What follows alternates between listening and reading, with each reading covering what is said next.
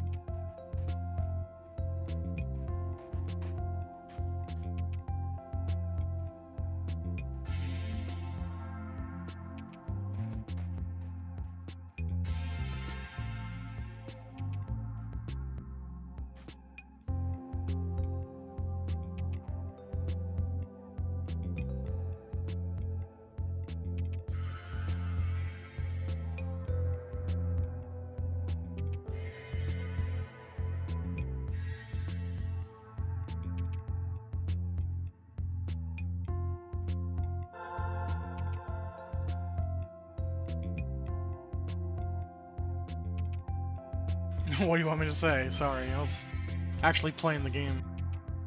But it looks like I got everything fixed. Had to mute like desktop audio and then make individual mixers for... The mic was already there, but I had to do one for EQ and my playlist.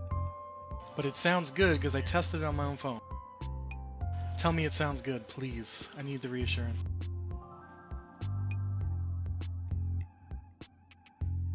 It's loud? I could turn that down, actually.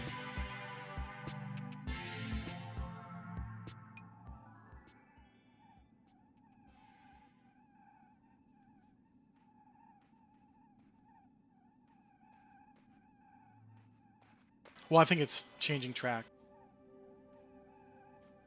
I put it down to half.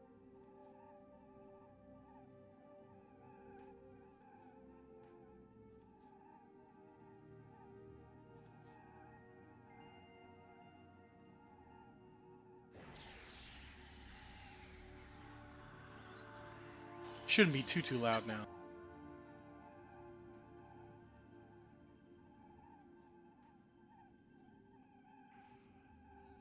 A smidgen more.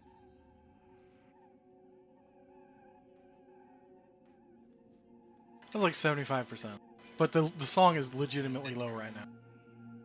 Let me choose a different track.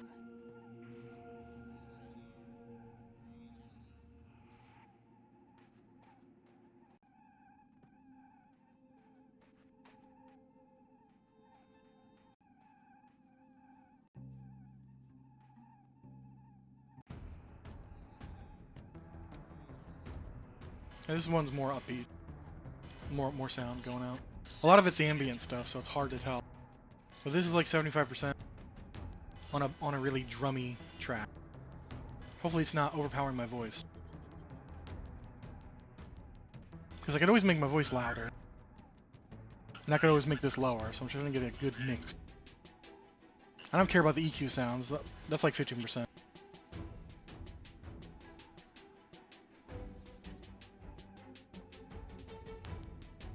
Yeah, I don't see it going over like half of the green bar.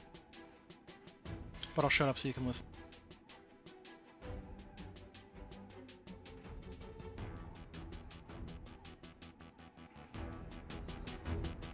See, now I put the music back up to 100%. Is it too loud at 100%?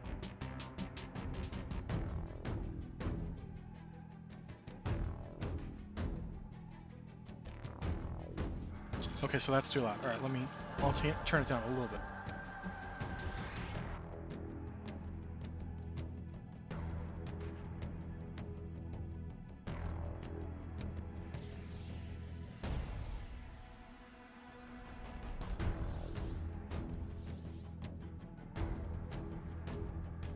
I turned it down like 1.5 decibels. So now it's...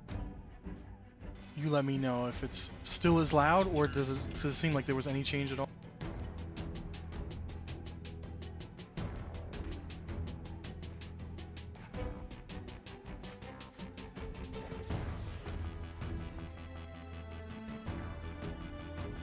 Okay, let me adjust it just a tiny...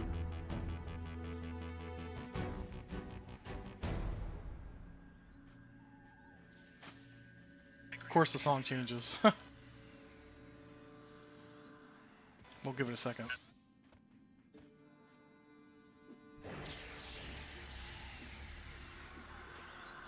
Yeah, once it gets loud enough, like, okay, now it's kind of pumping up.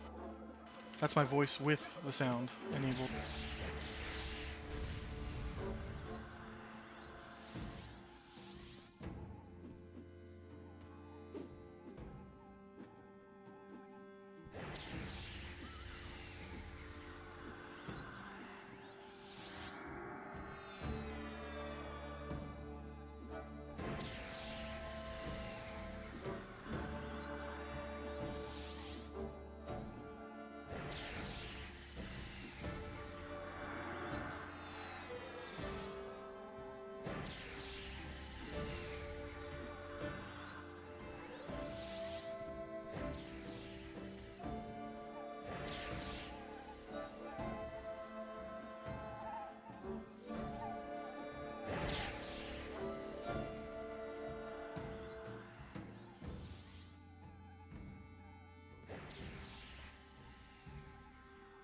Yeah, so I don't really have a choice. Free content or copyright-free music is hard to come by. But I managed to get 200 different songs from like 10 different albums. So there's some really cool synthy stuff, and there's some adventure-y stuff, but there's also like horror stuff. And I just have it on shuffle with like 200 different tracks. No, these are legitimate tracks that I downloaded that are copyright protected. Pretzel is now a freaking pay subscription thing, which sucks because I loved Pretzel back in the day.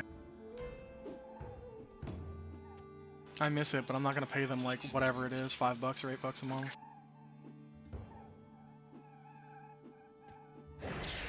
Can't spend money on a stream I make no money from.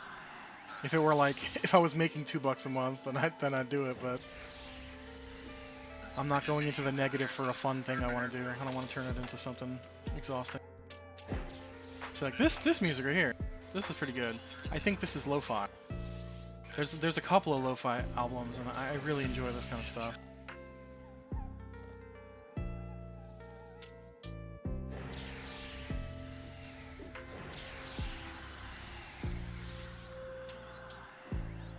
It's honestly not that loud to me, which sucks because I want to listen to it while I'm streaming, but I also don't want to kill everybody else trying to listen in.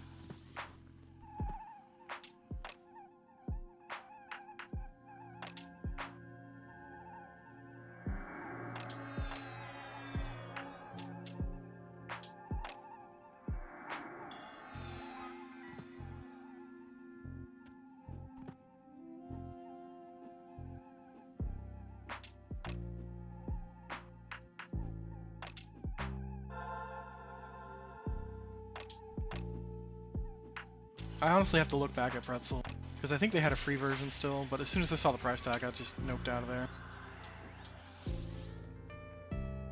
That's good, that's good. I'm sure some songs will probably overpower me, but I like this level where it's at right now. And the in-game audio, I like it at 15%. You don't need to hear, like, bones crunching and stuff, but you can hear the buffs and the little dings and the nostalgia. That's like right where I want the audio for in-game. And I have no in-game music playing because I have the playlist. Also because the in-game music is so spotty. Sometimes it works, sometimes it doesn't. You can step over a brick and it starts playing.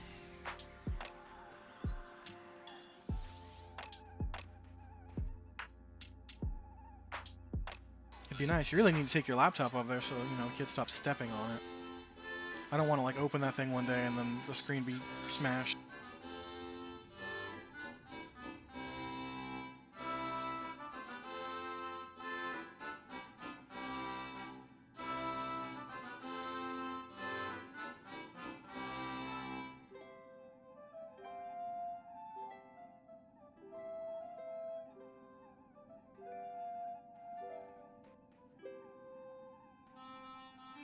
That's our luck, though, you know? Like, you finally get time to play it, and you sit down, and... So help me God, I will move that computer up there, and move all the sewing stuff into the corner. And we'll set you up somehow. It's not like you ever play the computer down here anyway. It's under a vent. The kids have turned it into a fortress. But hopefully we can use laptops so it's less...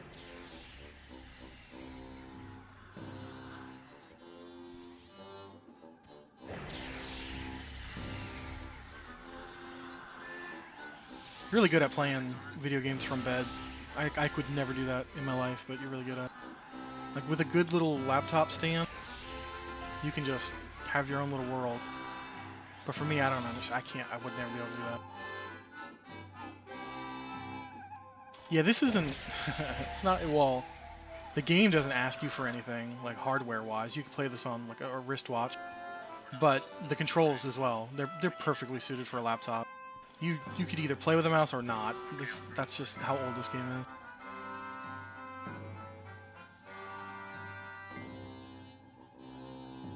Yeah, your laptop's just... It's really just kind of perfect for this.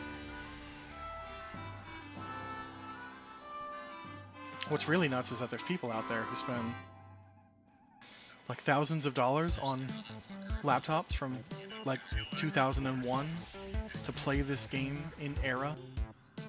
Because they feel it plays it better. And I think that's insane. Why would you spend that much money on an old, dead tech? Yeah.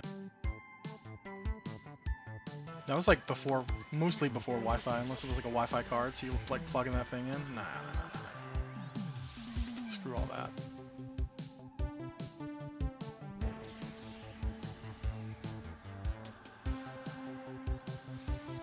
So this is why you need to continue the cleric, because I'm sitting here in raid and no one's healing me.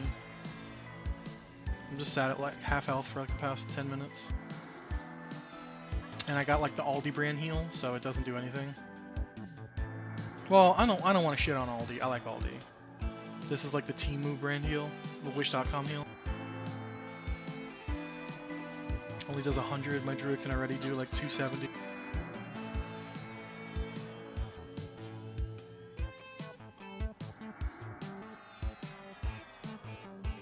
So thinking more and more about like what you should play, what suits you best, and I'm trying to combine that with like ease of use, and we're gonna get you rating because Savage wants you rating. So even if you don't play a cleric, I think druid would be a really good fit because you'd be able to teleport yourself all over the world, and that's like insanely good. Plus they have like a crazy toolkit.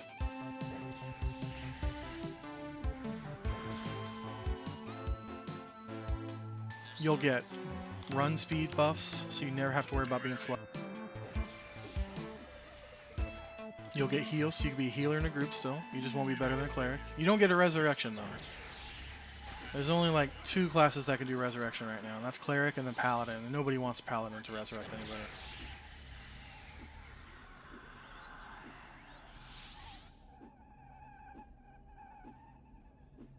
I mean, I could always move your cleric, now that my druid can port places. Oh yeah, the ogres. I see them all the time when I travel through that zone. That zone's honestly a shit zone to start. Like, you could just go one zone over into the place where the elves start, the wood elves and the high elves. And you could just kill orcs and bats and stuff and really have nothing to worry about, like, wandering around to murk you. Or like I could like get you. It's the thing. The thing is like, you get a spell at I think level 12. That's called Bind Affinity, and it binds your soul to the zone that you're in, so that if you die, you just start there and you get much closer to your body. And then you have a spell called Gate. You get Gate before Bind. Gate returns you to that zone that you've bound your soul to. So once you get those two spells, around like level 12, you really have the world at your hands. You decide where you want to go. And there's some zones, you know, like you'll move that. It's not like a Hearthstone. You're going to keep moving that thing. Like every time you outlevel a zone, forget that zone. You now bind to the next zone, and you live in that zone. If you stick with the Cleric, I think you'll enjoy it, but it's party from, you know, level 10 to level 50. You're not soloing pretty much anything. And I know you like group content. Druids can solo, but they're even better in group content because you're going to have to worry about mana all the time. And you don't, like, I would suggest nobody start this game their first time as a melee. They're just too complicated. They can't bind their own souls. They don't get gate. They don't get teleports. Their spells suck. The ones that are hybrids.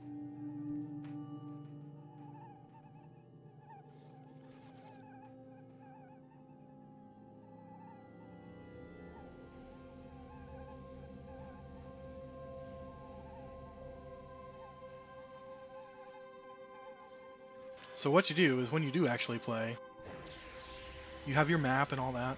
All you have to do is go one zone over. So I'll show you how to get there.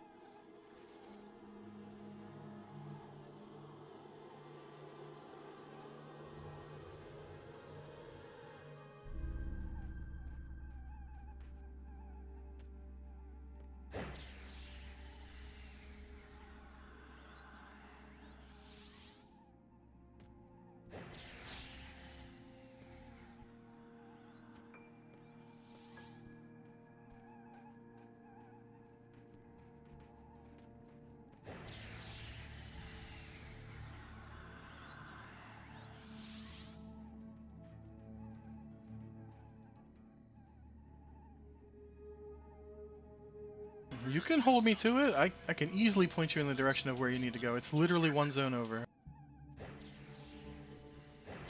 And then you can live in there. And if you do die, even if you don't bind, you know, you're just one zone away.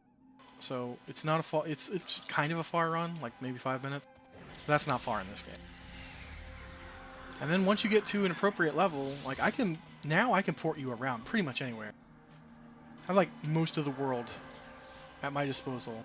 And then when I hit 34 on the Druid, I have the entire world at my disposal. I can move you anywhere you need to go. It's really nice to have a Druid in your pocket for that reason alone. I can't port myself, but I can port my friends and family, so... I mean, I can port the Druid, I can't port my other characters, is what I meant to say. But you know what I mean. Because you can't play 2 instances of the game at the same time, besides, like, the Mule account.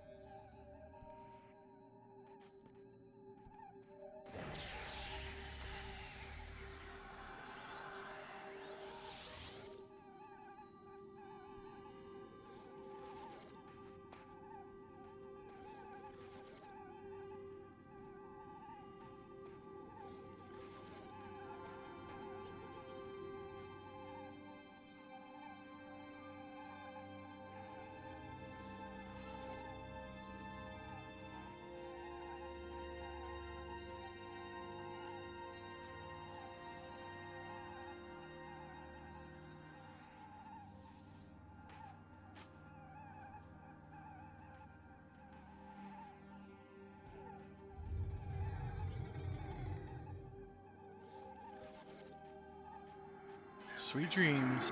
Good night. I'll see you a little bit later.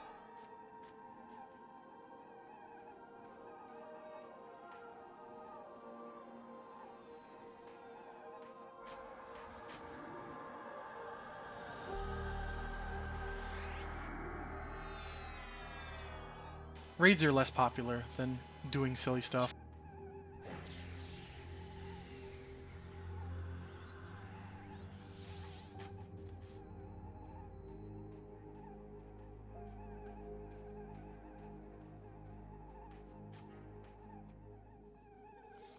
I personally think that the raids are more exciting, but that's neither here nor there.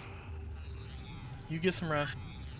You're running out of time to rest, so get anxiety about it. Try to relax a little bit. I'll see you in a few hours.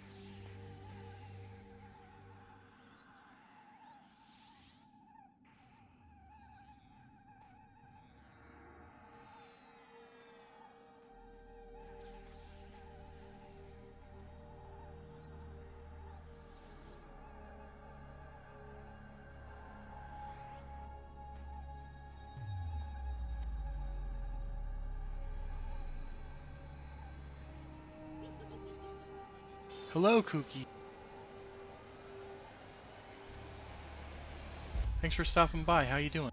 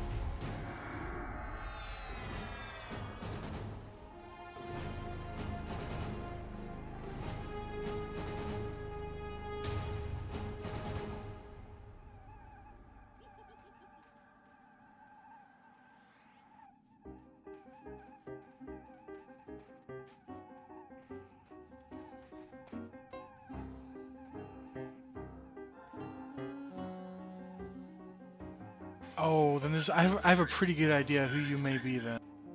It has a lot to do with vinyl.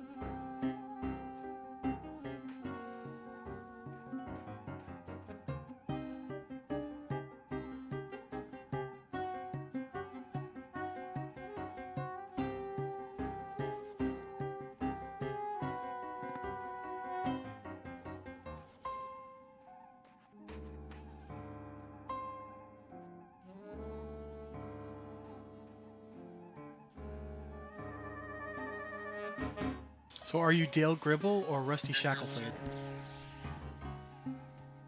I'm just thankful I'm immune to the pocket sand.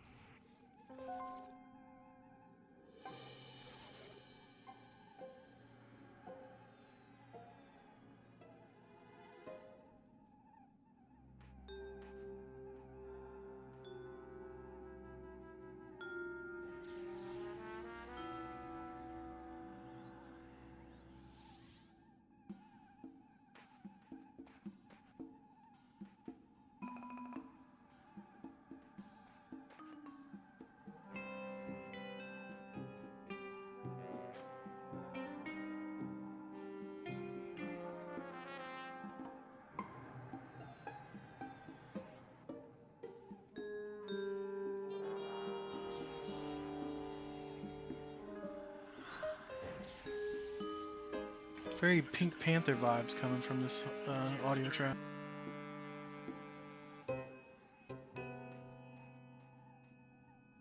Doesn't really correlate to Plain of Sky very well. But since we're chilling, I guess we don't need a very action-y track.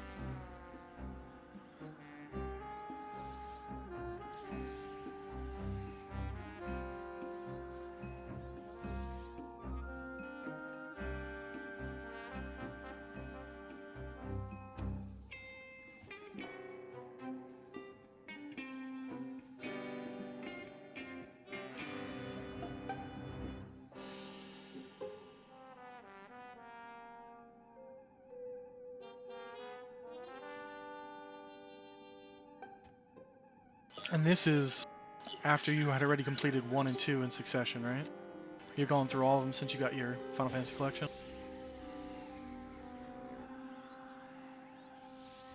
That's no easy task to take no breaks and just run through 6 full titles. If you're stopping at 6, I don't know if you have access to the other one, but I know like you can get 7 and 9 on a double pack. No, 7 and 8 on a double pack on the Switch. Then 9's on its own. Then 10 and 10-2 is on its own thing. So you can go, I guess, 1 through 10? Yeah, 1 through 10. Well, 1 through 10 too. And then you can do 12, because you can't do 11. And there's no 13 on Switch. Can't do 14, because that's an MMO as well. And then 15 has the Pocket Edition on Switch, if you were going to stick strictly to Switch. And I heard that that version is actually not that bad, if you can stomach the chibi characters.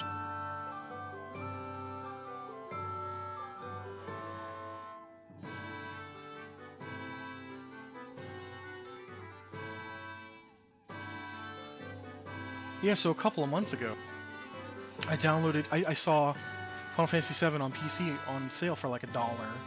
And I grabbed it because I heard you could mod it. And I had it, I set it up all the modding on my Steam Deck.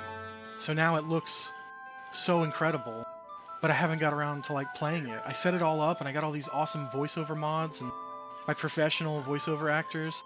It looks so awesome. It's like, but I don't, I don't have any time to do it. I really, cause you know, I'm playing this every night with my buds. I'm pretending to be a Dark Elf Ranger with 40 other people. I remember Final Fantasy VII on PC being a mess back when it released. I was definitely one of those PlayStation kids. I didn't have a PC until like 1999, I guess. Yeah, yeah, because I got Everquest like right after getting my first PC. That was a solid E-machine, which I'm sure is rotting away in a waste dump right now. But I swear to you, the sticker on it said obsolete proof.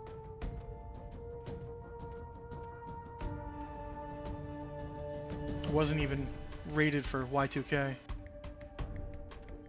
Yeah, I mean, there's still bugs, but it's all been fixed, and now the modding community has run wild with 7.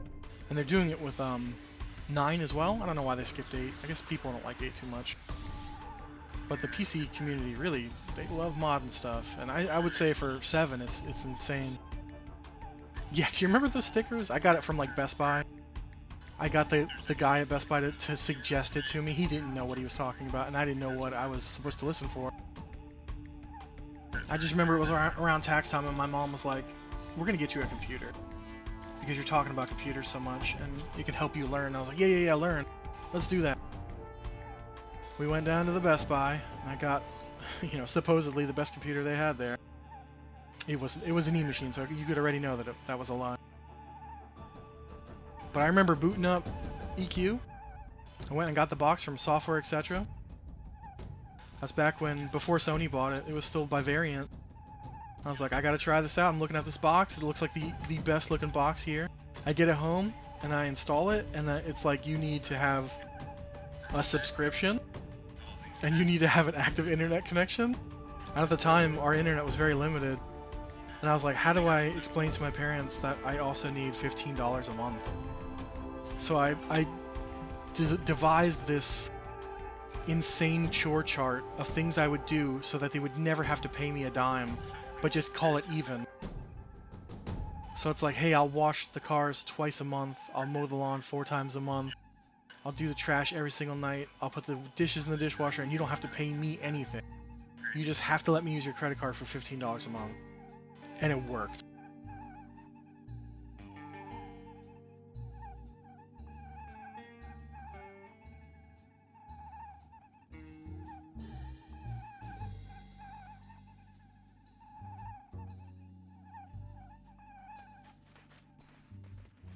Let's go, Spirok Lord. Raiding time.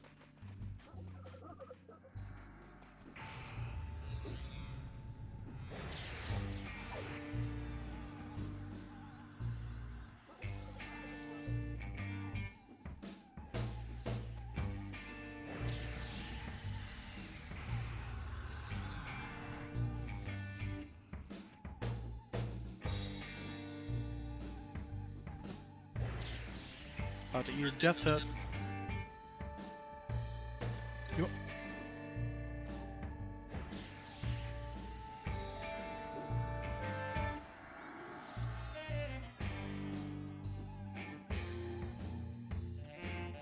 I don't take a death touch. Oh, he's mad at me though.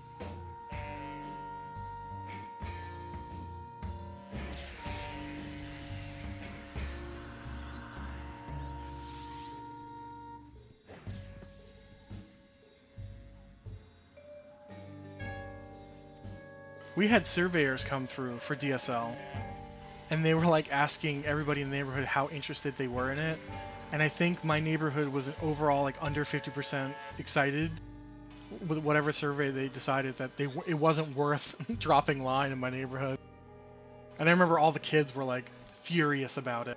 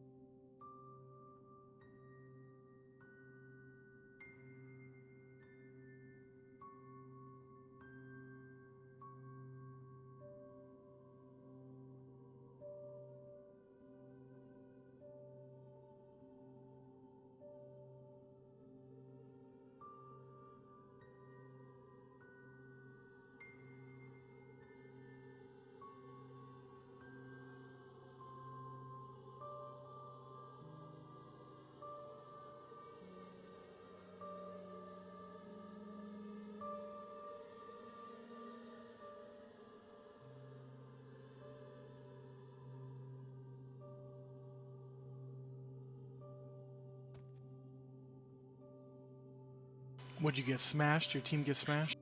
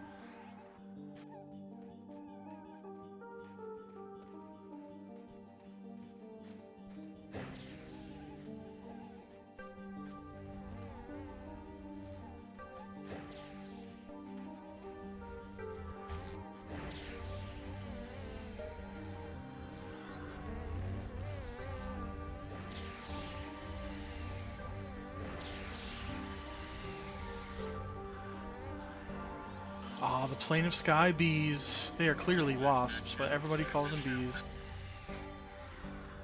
The hardest encounter in classic Everquest. Well, not this part. This is just trash. You know, when you see a comically big Bixie.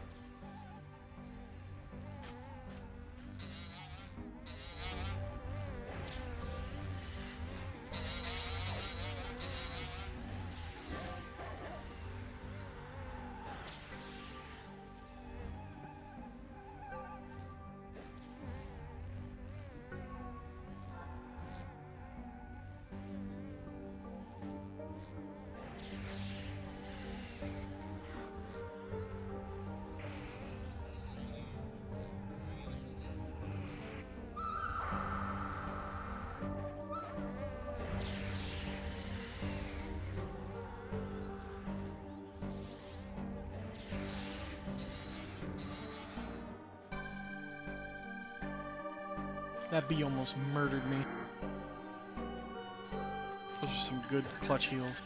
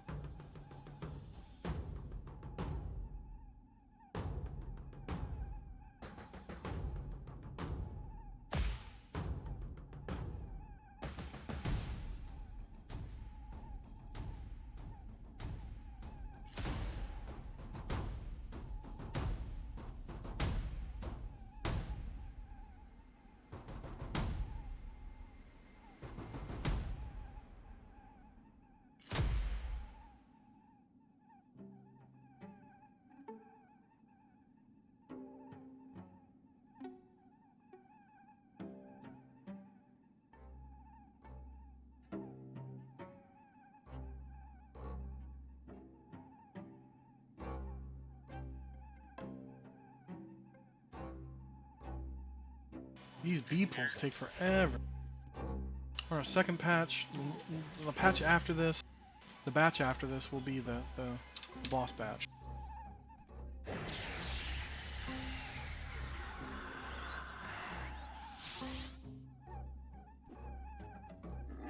This is the island everybody gets sleepy on.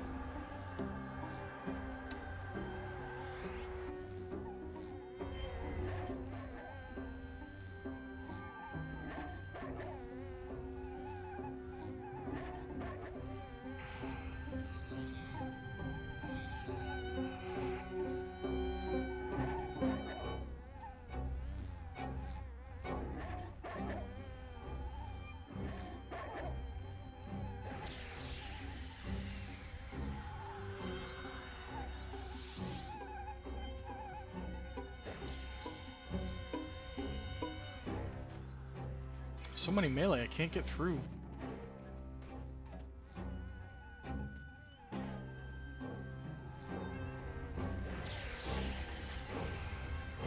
I hate that there's collision detection amongst players. As much as I love my meatballs, these ogres, man, they block a big path. Can't go left or right. You can't strafe in the melee pack. And then they outrange you. Like, I can't even move forward right now. I have to jump over them. This is why rangers, or not rangers, but range people have it made. Rangers do not have it made. You only play a ranger if you're a sadist like me. Like taking death touches and being awful at DPS.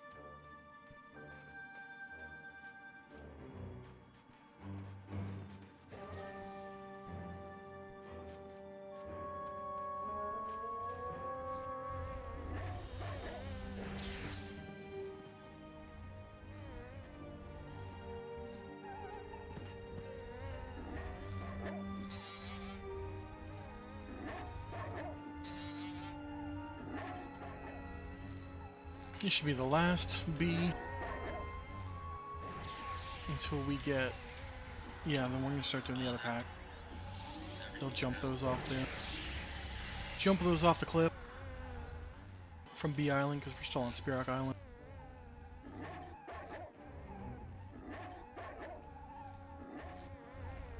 Yeah, I have a level 30 druid. I love it because it's got half of the group ports so far. So now I can just make a good bit of platinum just sitting around. Plus, it's such a versatile class.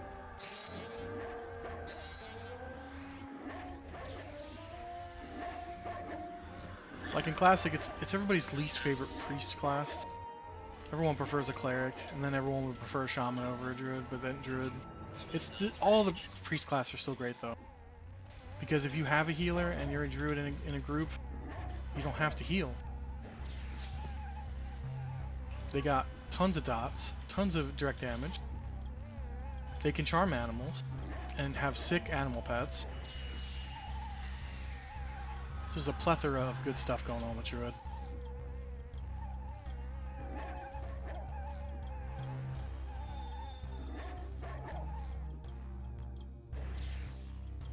Having mastered the art of Ranger, I'm like 20% of a druid. And that's the best part of me.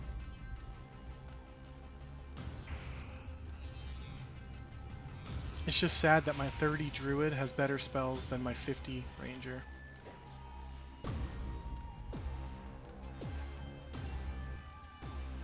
Yeah, I'm addicted to the solo classes. Got a bard, got a druid. Ranger's the only class that I wouldn't consider it a very good solo class. I can solo well on it because I know how to play it and I have incredible gear. But it's not one of those classes you pick up to say, hey, this is a great solo class. I have a Necro. They're the best. Hands down, best in the game. Well, no, that's not true. Enchanter is truly the king. but they are way too complicated for me. I'll easily admit that.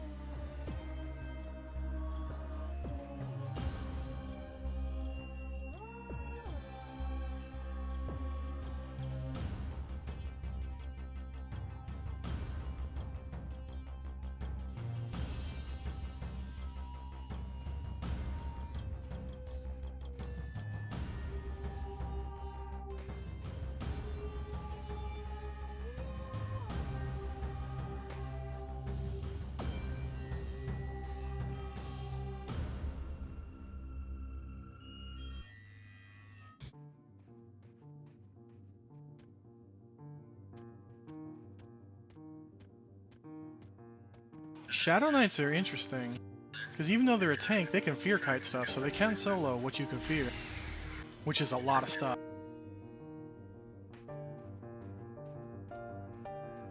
And in Classic, they are the best tanks. But that's going to change in, a month and a half when we get Kunark opened up here.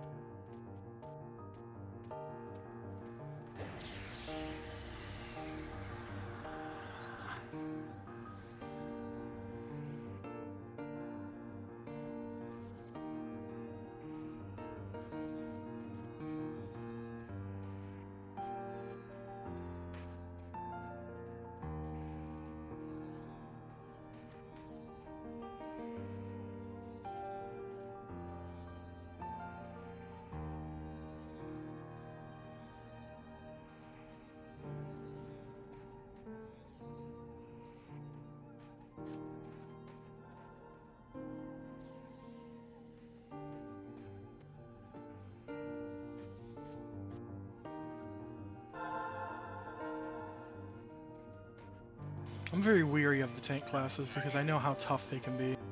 They're very gear dependent, all of them. And while people will gear you up quickly with a tank class, it's kind of, for me, it's not a class that would keep me... It's not active enough for me in the way I want to play.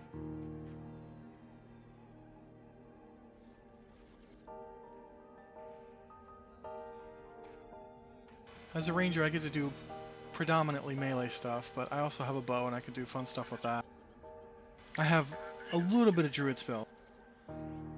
And I have no real unique ranger spells yet, but they come in Kunark.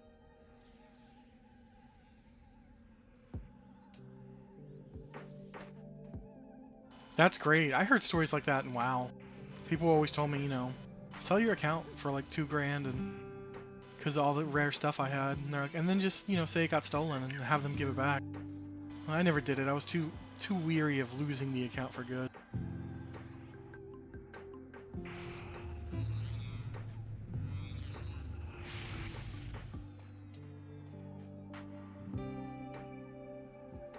I'd rather play a healer than a tank.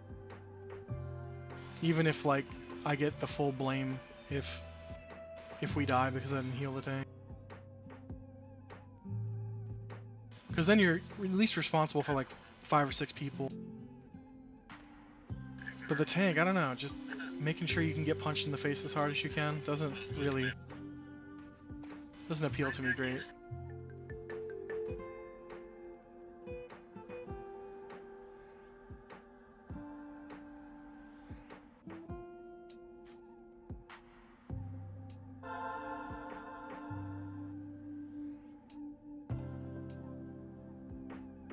Yeah, if that were the case, it's like found money. You kind of have to.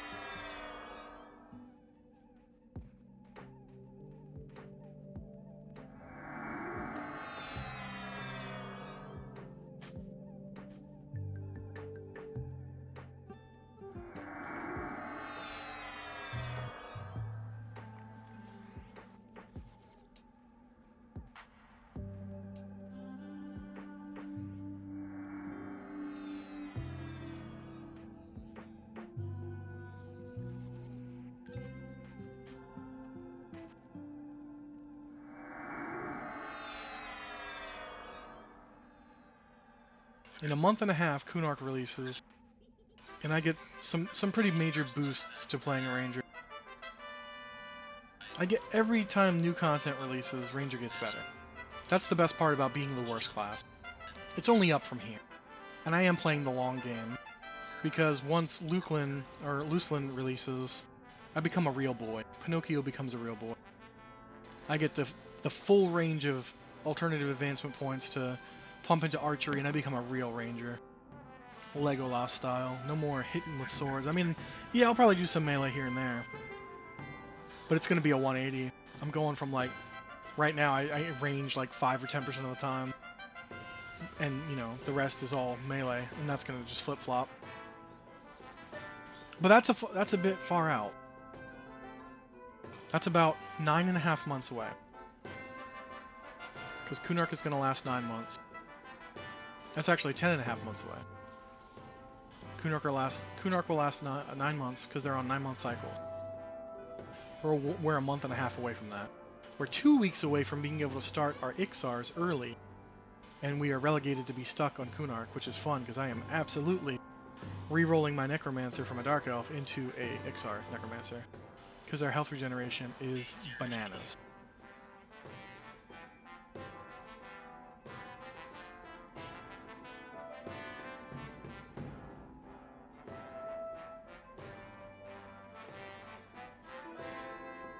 Well, I can't sell you drugs, but I can tell you that Quarm is free and it runs on toasters. So as long as you have any type of old PC or laptop, it could be 15 years old, it's going to run Quarm.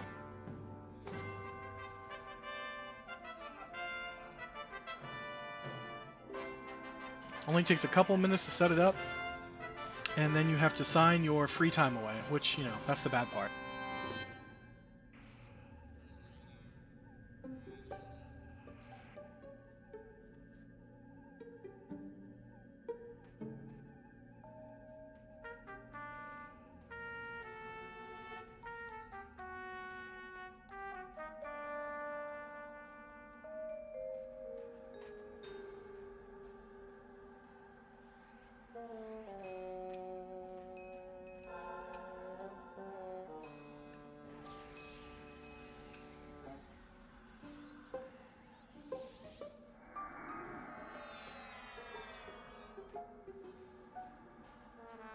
I'd like to tell you that I took a very casual approach when this first came out, but I went hard in the paint.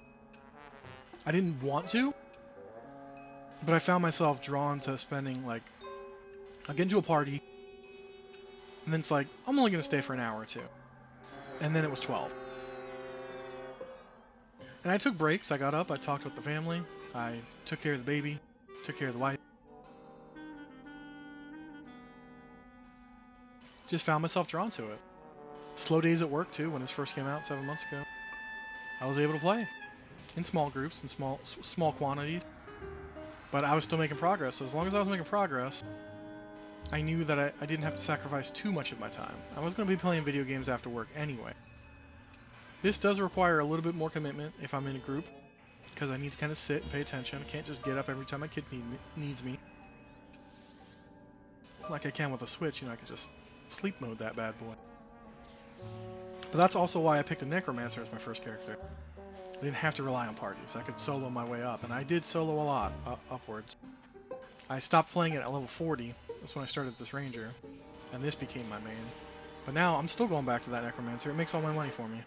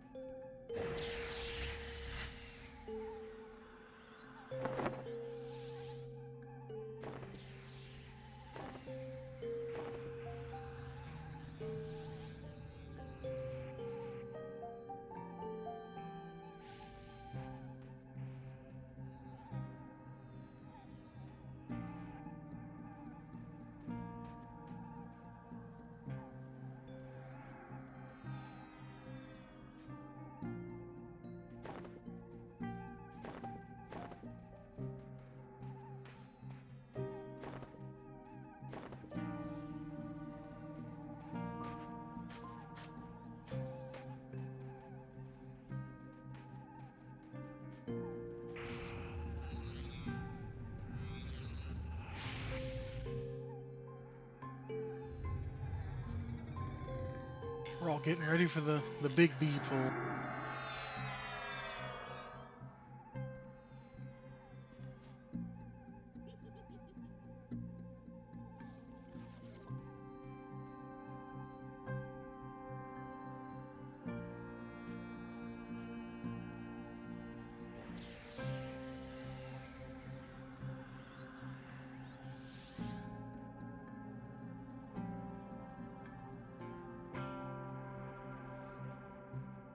Best of luck on your dragon kill. Hope you get him.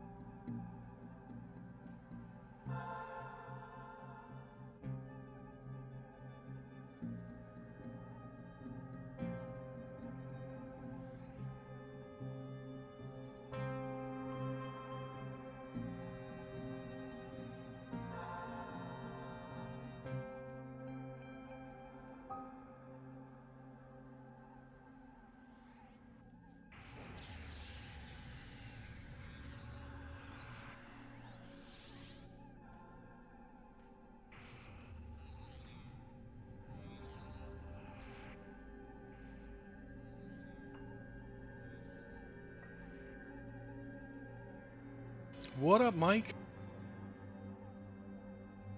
How we doing?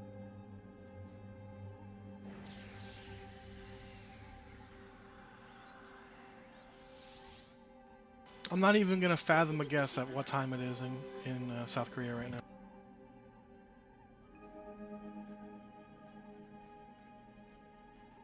Morning reps, yeah, it's about midnight here. Oh, so we're flipped.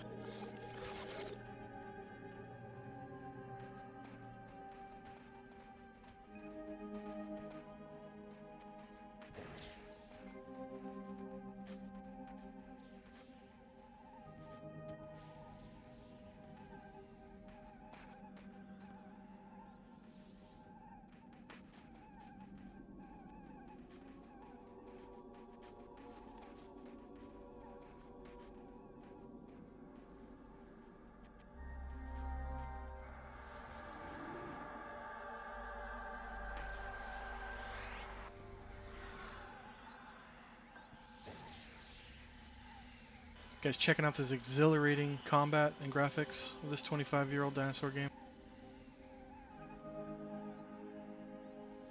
My derp wolf thanks you.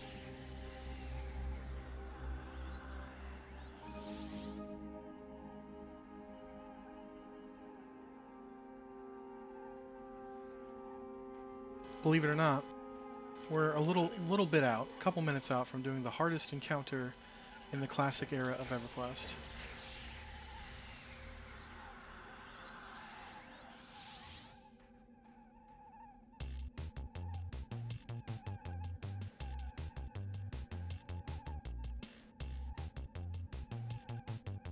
Yeah, this is the ghetto dog too. This is like the only one I could do.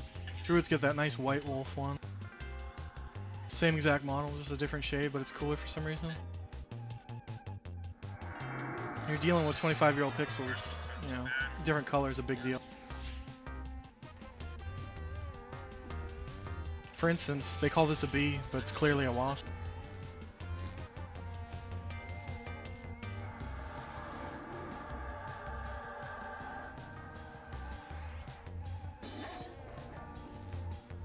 This is riveting content, by the way. Hardest encounter in the game. It's gonna split. These are just gonna keep splitting. Every time we kill it, it turns into another bee. And I say that with sarcasm because it's clearly not a bee. They turn into something that looks like a bee. A fat little female bixie, so it's like a little fat little bee. We call them chubby bees. And those are the real bosses. There's gonna be a weak one, and then there's gonna be a really tough one that's gonna poison everybody. But I think we're gonna take a break in between here and there. Someone's just gonna run it around the island while the healers regain their mana.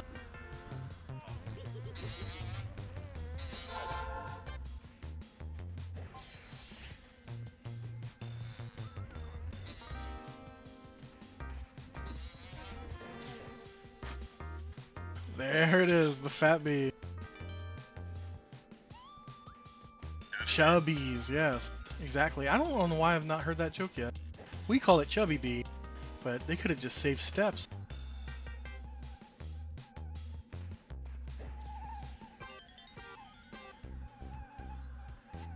I'm gonna have to curate this playlist. It's wild tonight. I think it was just on a violin course, and now it's like Sonic the Hedgehog's vibes.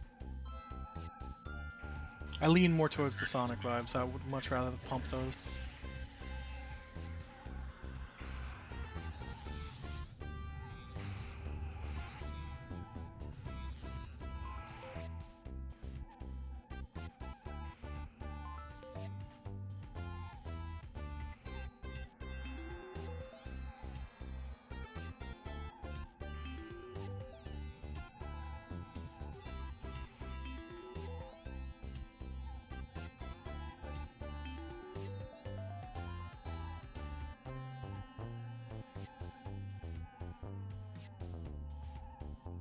I appreciate that, Mike. Thanks for stopping by, man. Enjoy the rest of your day.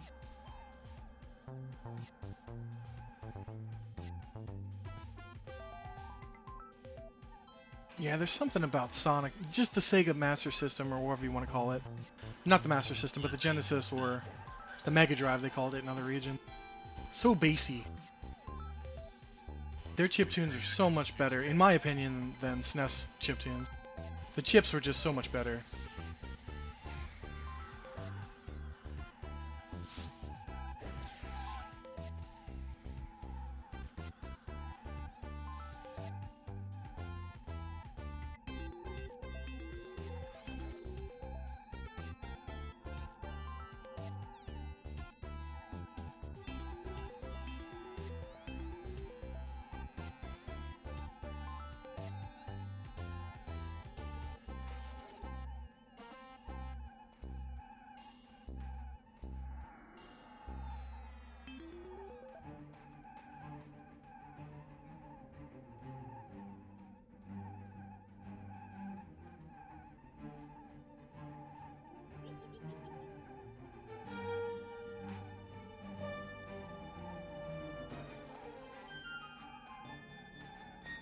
All these healers have to get their mana back.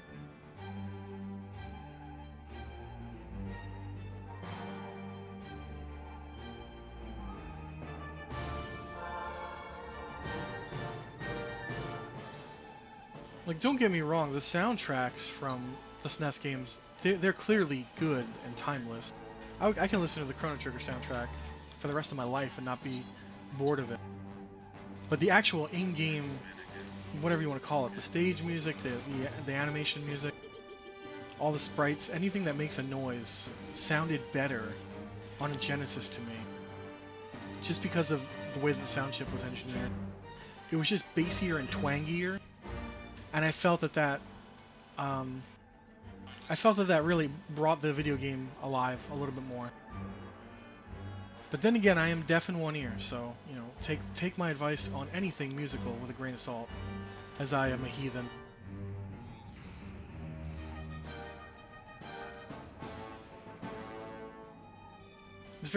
Sega was very synthy. Like, you play like Moonwalker, which is not a good game.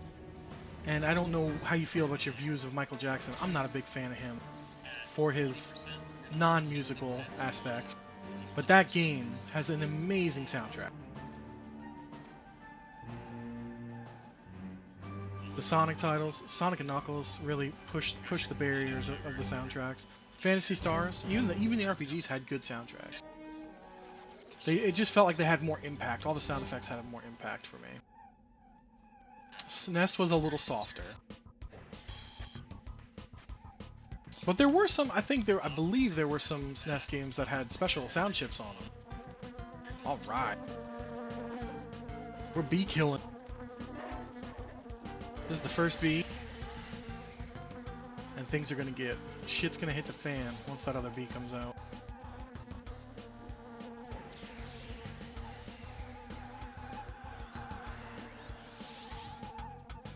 Wow, someone actually casted Rune on me.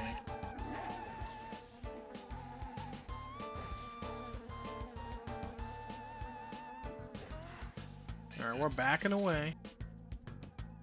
She's at her last 10%.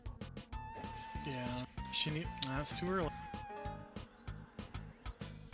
we need someone to... Here comes the death touch. Bam. 2 people died. Oh.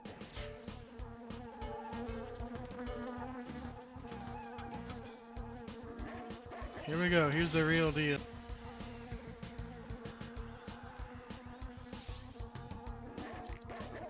I hope to hell I resist her disease each time. Here she goes.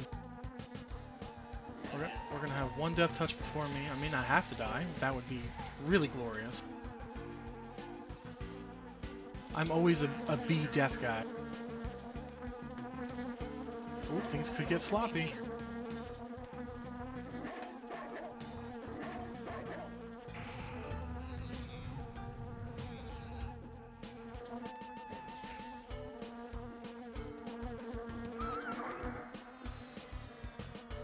So sloppy.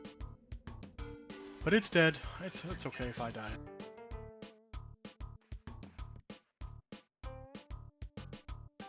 Yeah, that's kind of my philosophy on it. It was what the Dave Chappelle philosophy.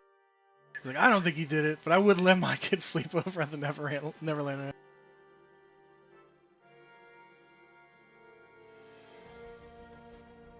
I don't know. I watched that like Neverland documentary.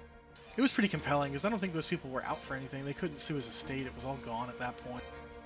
These guys were like crying on screen. I was like, yeah, it could be for attention, but at the same time, you never know. It's still a little iffy.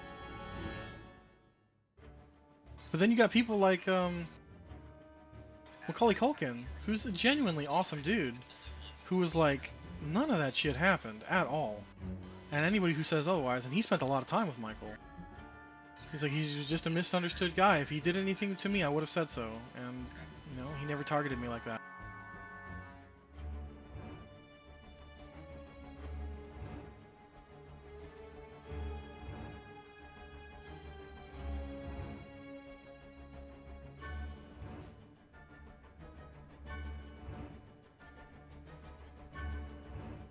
Yeah, Moonwalker's just one of those things I'd probably rather listen to the soundtrack than play the game.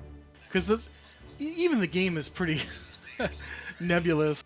You walk around as Michael Jackson shooting magic, saving children and monkeys from, you know, general bad guys like Mafia.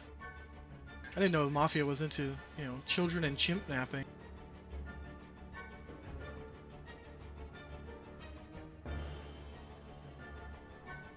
Looks like we got an enchanter earring. That must be, yeah, that's a quest. That's why it looks like crap, but it's gonna turn into a very good earring. But yeah, we got chanters bidding all over for this thing. I haven't seen a little bidding war in a while.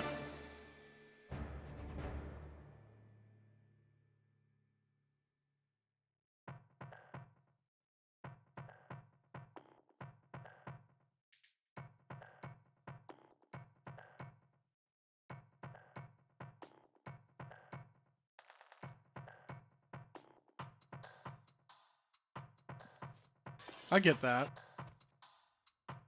I think they want me to go back up naked.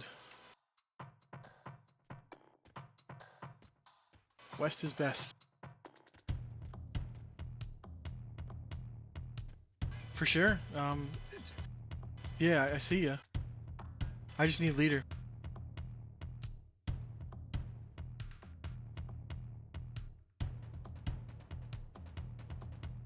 Tato, can you toss Thatch leader, please?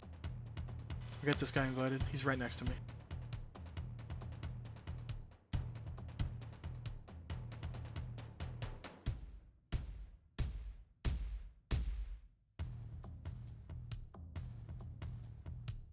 Oh, I'm talking on the wrong damn keys.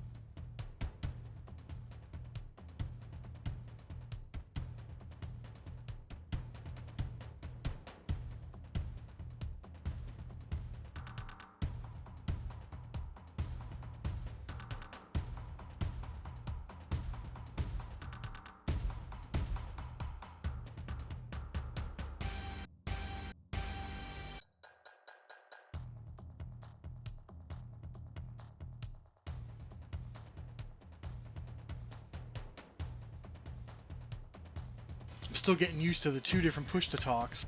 I'm trying to talk to my raid, and I'm actually broadcasting to chat. You guys don't know what I'm talking about because you can only hear half the conversation.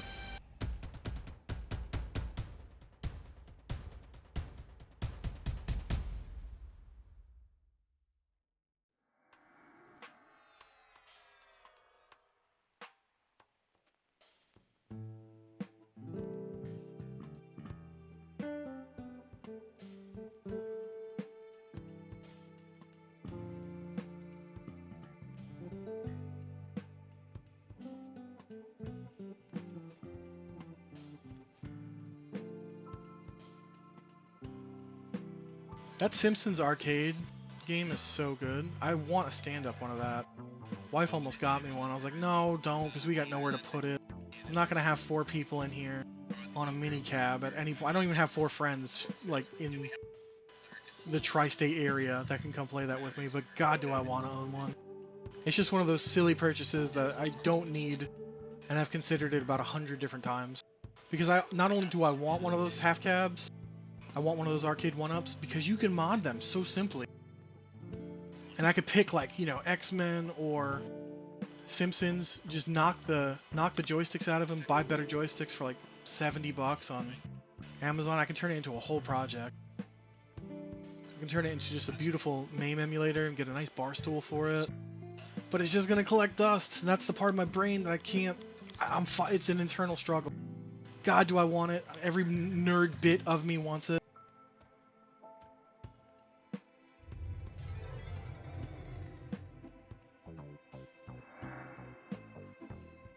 Like, I want to get the riser. I want to do all that stuff.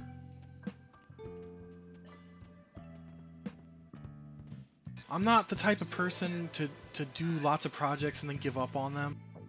I'm like a focused one thing at a time guy. Which is probably why my Switch collection is massive and I'm never going to complete every game in. I hyper-focus on one thing. But it's always the retro stuff that comes back to me. It tries to supersede every other project that I've got going on. I am weak to it. I consider doing like there's a mod you can do to the original Xbox because the Xbox Media Player was so good. You just slap a really big hard drive into those things and they can really go as far as retro goes. Just hook it up to your TV. It scales to 1080. It's all nice.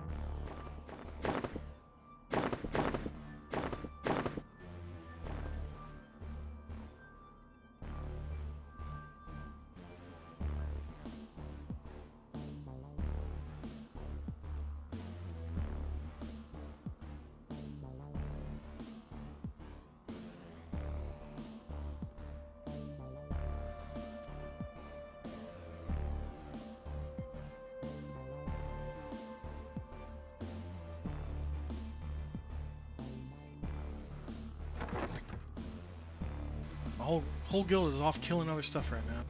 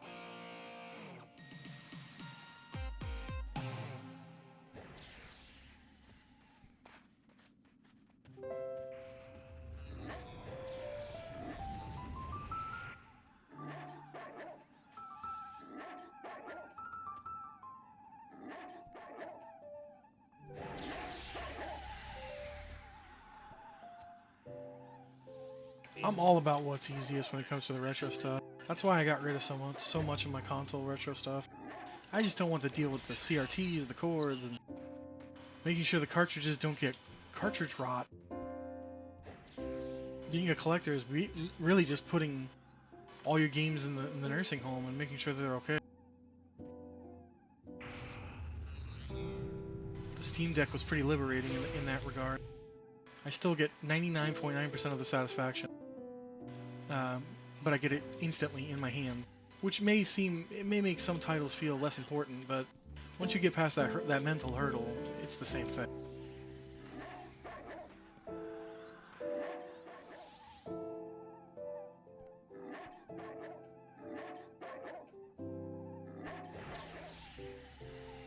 It doesn't matter if I play Chrono Trigger on my SNES on a CRT in a room, because I'm going to be doing it in 2024, not 1998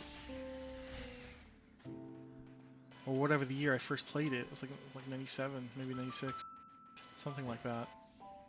I'm not going to be teleported to Long Island in somebody's basement, experiencing, you know, somebody doing time travel and rushing home to my parents to say this is what I want for my birthday. That's all gone.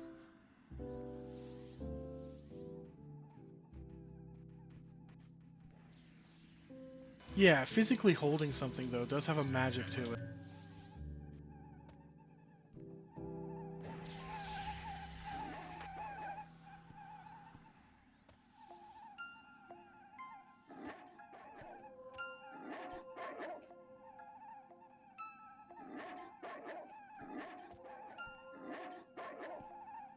That's part of me is why I still do the physical collection on Switch. I'm still reliving the glory days.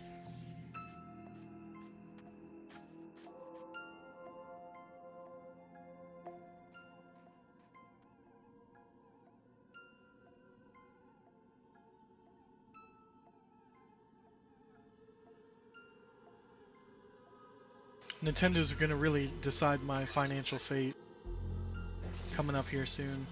If the Switch 2 is fully backwards compatible, and it has still physical media, with like no need for updates and stuff, yeesh, I'm going to be on the hook for another, generation.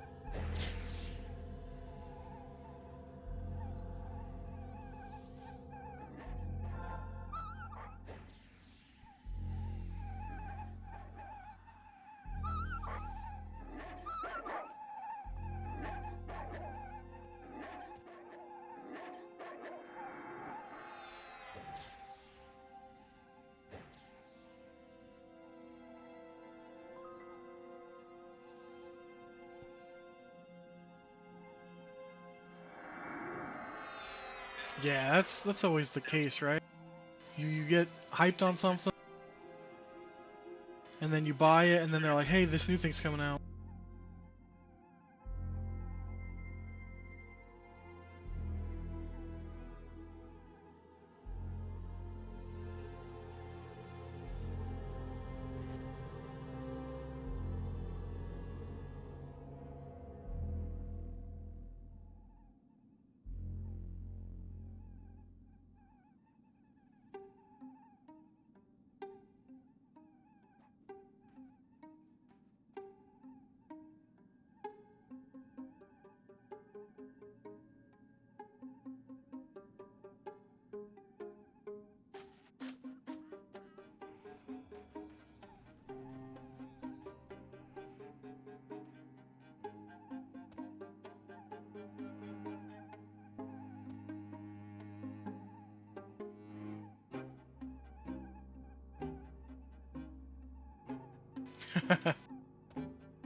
I don't know. I could easily stand up against Nintendo if they make some bad decision. But I mean, during the Wii and Wii U era, I was very anti-Nintendo and very pro-Sony. And then it all changed when the Switch came out. I'm a handheld fanatic, even before kids. Handheld, because I'm the youngest of four. I didn't get console time compared to my brothers. Compared to my sister, even. I didn't get the newest consoles. I got a Game Boy. And I got like one game with it. And I cherished it. I cherished it so much people felt bad for me and got me used games and stuff. It's something about being the youngest. It wasn't sad. It's just the chain of command. You know, I got very used to it. I didn't get console stuff until everyone was done with it. And that's just family stuff. But yeah, I loved that Game Boy so much, and then my big brother, he got me Zelda on it. Link's Awakening, the best Zelda of all time for nostalgia purposes.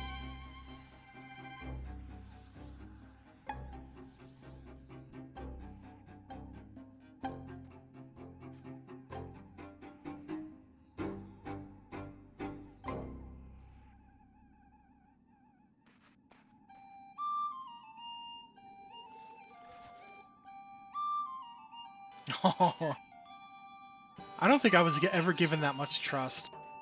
All the games that were important were put up. Only when my brother, my eldest brother, he got a Super Nintendo. But we had to get two. One for each of my brothers. Because they would not share. But we didn't really have enough TVs, so like we had people walking around the house with SNESes looking for a spare TV to use, like parents' bedroom TV, for a couple of hours because other brother has living room TV. So I'm sitting there with a Game Boy, and then I remember, you know, we moved to a house in Long Island that had a fully furnished basement, a fully finished and furnished basement, and my eldest brother moved down there. He ended up, you know, he was a DJ, so he did have a paycheck.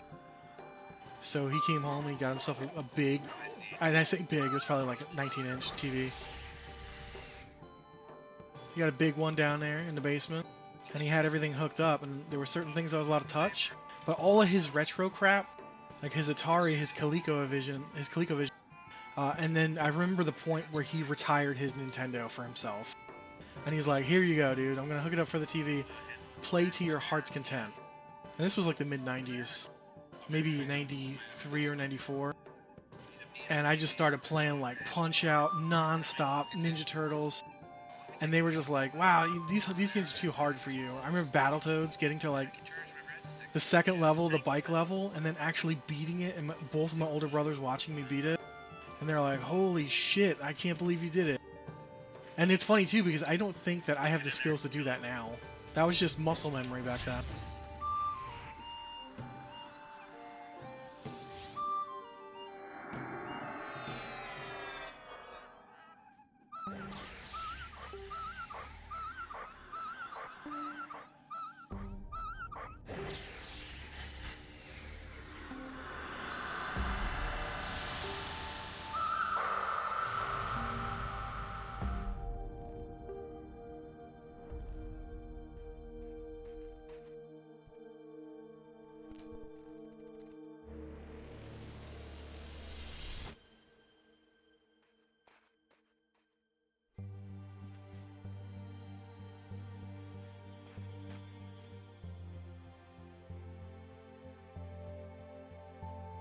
I'll be honest with you, I never beat Battletoads. But it did get easier after level 2, up until like level 5 or something.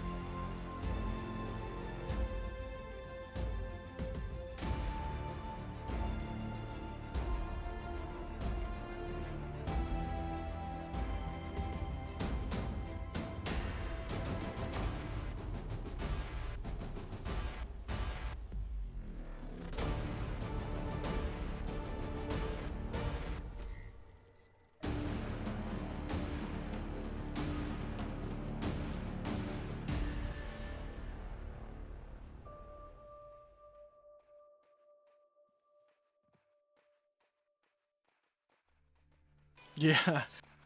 Like, I think a couple months ago, I was playing the Steam Deck at my mother-in-law's house. And for whatever reason, I was just scrolling through the SNES games, and I remembered Maximum Carnage. I remember how hard that game was. And I was like, you know what? These emulators have Game Genie built in. Let me peruse the cheat codes.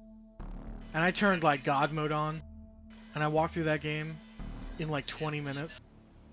And remember putting countless hours trying to beat it. Just because everything was so OP, like it's impossible to do like hit lists. You have to be an expert to do like a hitless run on that. Everything was so powerful, did so much damage. And then you run through there, just like one hit kill everything, just to read the story. It felt like I was reading a comic book though. I thought it was pretty thorough. Yeah, I went and killed all the symbiotes. It was awesome. Yeah, the stuff back then that I thought would be like this epically long game was just me being really terrible at it. And that's how some of those games were designed back in the day. I wasn't complaining then. I'm not really complaining now either. I'm glad games have evolved past that, but that was entertaining back then. I think it was really up until like, you know, SNES had its RPGs, but the PlayStation and the N64 is what brought them out of like, I need to play for 20 minutes and there's not much content to this game. That's where games were up until that point. And then you had like, you started to see the birth of like collectathons. You had Banjo-Kazooie and Donkey Kong 64. You had those big ones. And yeah, PlayStation opened up the genres by crazy amount. I remember when it launched though, I begged and begged and begged. It took my parents a year to convince themselves that they were going to get me one. And at the time, they didn't know what to buy me. So they bought me, you know, they asked the guy, I think it was Toys R Us. They asked the guy, like, what are the most popular games? So they brought home, it's Christmas, they brought home Jet Moto and Crash Bandicoot. I thought I was going to hate Jet Moto because I didn't like Wave Race 64. I was very wrong.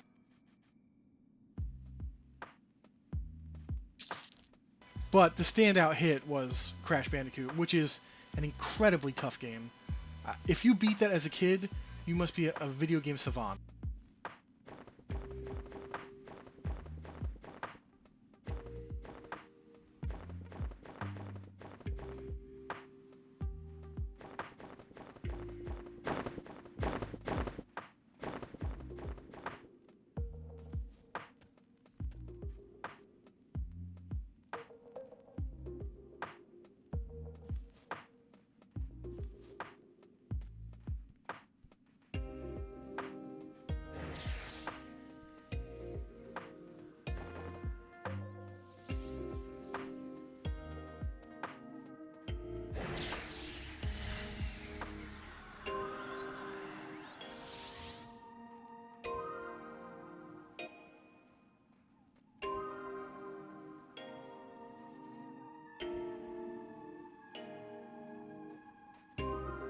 So as we were waxing about PlayStation and N64 game, my guild just repopped 14 bosses. We've killed 13 Sisters of the Spire, and we have one left up, and we can no longer pop anymore, breaking our guild record. By the code, you could have done this in Classic. It wasn't frowned upon. It was a very effective strategy to get people more loot. My best in slot sword comes from this boss, but I got it weeks ago. Months ago at this point, probably.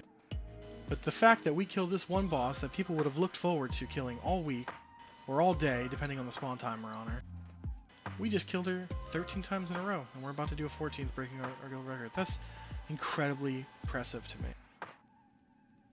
I know that there's some guilds who have gotten like 20, but we are a smaller guild. We do not field 70 people. In fact, we have 42 in raid right now. That's about our average.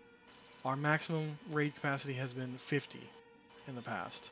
So 20 below most guilds. Quality over quantity here at Savage. That was amazing. And so casual throughout.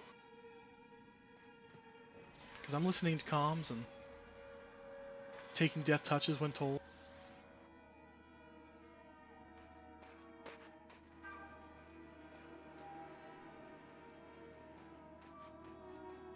Yeah, I've always been a proponent for the handhelds as the youngest. Nobody can really take it away from you. The only thing is, I got in trouble because batteries were expensive for a poor family. So God forbid I was scrounge around. I am absolutely guilty of taking them out of the smoke detectors, the remote control, but I had to be crafty about it. You can't just put dead batteries in a remote. My mother would have known, and the slipper would have been unsheathed, and she would have found me and beat me to a bloody pulp with it. I had to wait for my batteries to get to about 10% in my Game Boy. Then you casually slide them into the remote so that they die over the course of a week or two, because batteries go a long way in a remote. You had to be very crafty as a kid, as a poor kid trying to scrounge batteries. I'd search around for like our emergency radios just in case, you know, like the weather radios. It's just scrounging, but never put dead batteries in anything.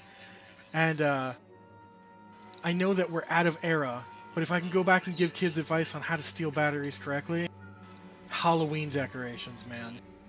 Parents leave batteries in Halloween and Christmas decorations. One hot afternoon in the attic, scrounging like a pack rat, and you're coming out with a wealth of batteries.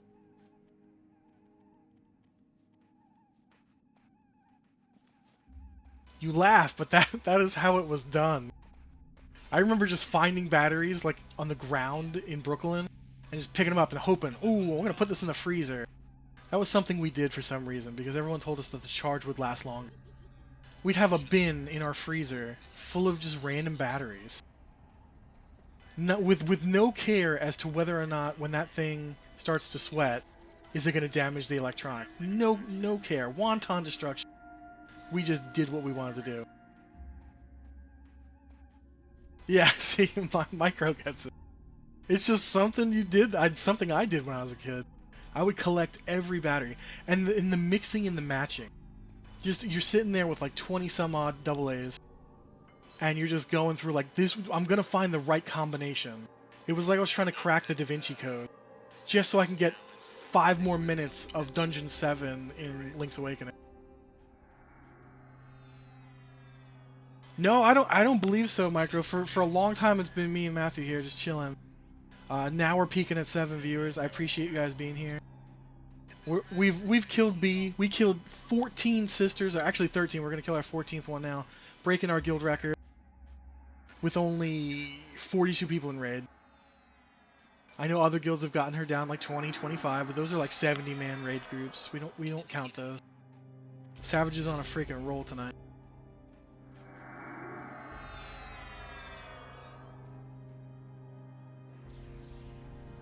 I'm telling you, I was 2 viewers for 2 hours, man. People are getting bored and want to come watch now. Or maybe my battery story is just so captivating they had to be part of it.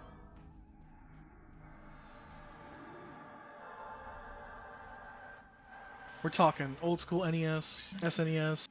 We were talking Sega Genesis sound systems back a couple hours ago.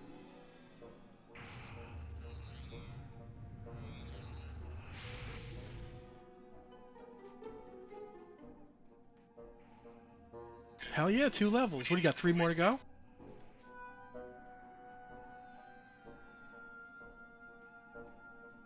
I'm going to imagine and try to use my dumb WoW knowledge base. It's locked there in the back of my head. You are going to the core, the core zone. What is it called? Deep Home? You're going to Deep Home. You're very close to going to Deep Home at 82, right?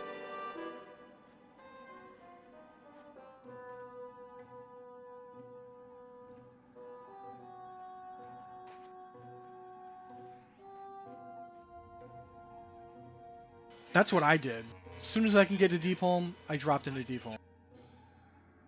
At least when it was retail, because at that point I knew there was a weapon, because I played in the beta, that was going to replace my Shadowmourne, which makes me cry to this day. Yeah, because Vashir sucks. Nobody wants to do Vashir, unless they just don't want to compete with other people in Hyjal. Even when you get them water mount, it's Garbo. Adding that extra plane, you know, that vertical plane, or whatever you want to call it, horizontal plane, adding the 3D space of having to do that, like flying is so much different than water, even though they're virtually the same. It just feels slower and crappy.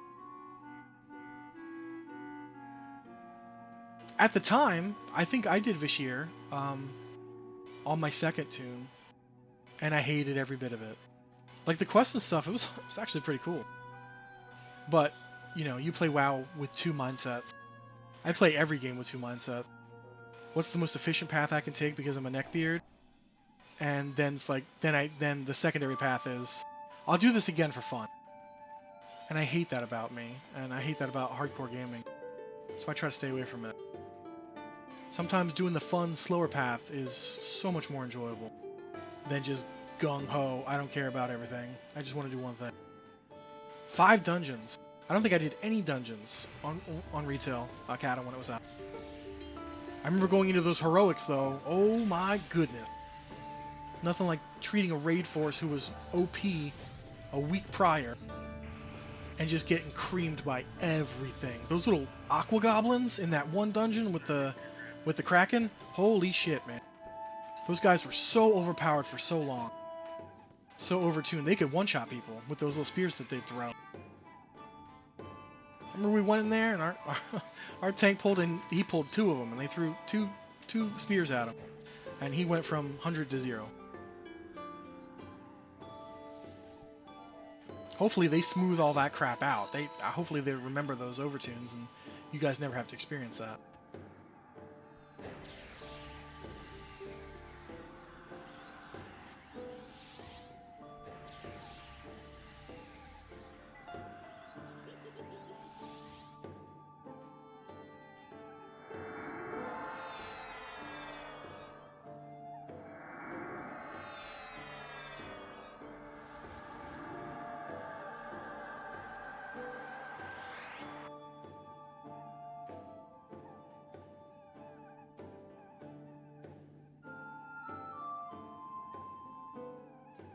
I still like Blackrock Depths to this day. That's wait. Blackrock Depths, is that the one with the Drake that can drop as a mount? Am I thinking? No, that's Stonecore. That's Stonecore. I love Stonecore, man. I farmed that mount, and I still didn't hate it after that. I love that one boss in the middle, the big elemental. His line still makes me laugh. He's like, "Break yourself upon my body." Cracks me up every time I hear it. I was like, why does he sound like John Mayer? Like, when they voiced him, did they only do one take, and that was the take we got?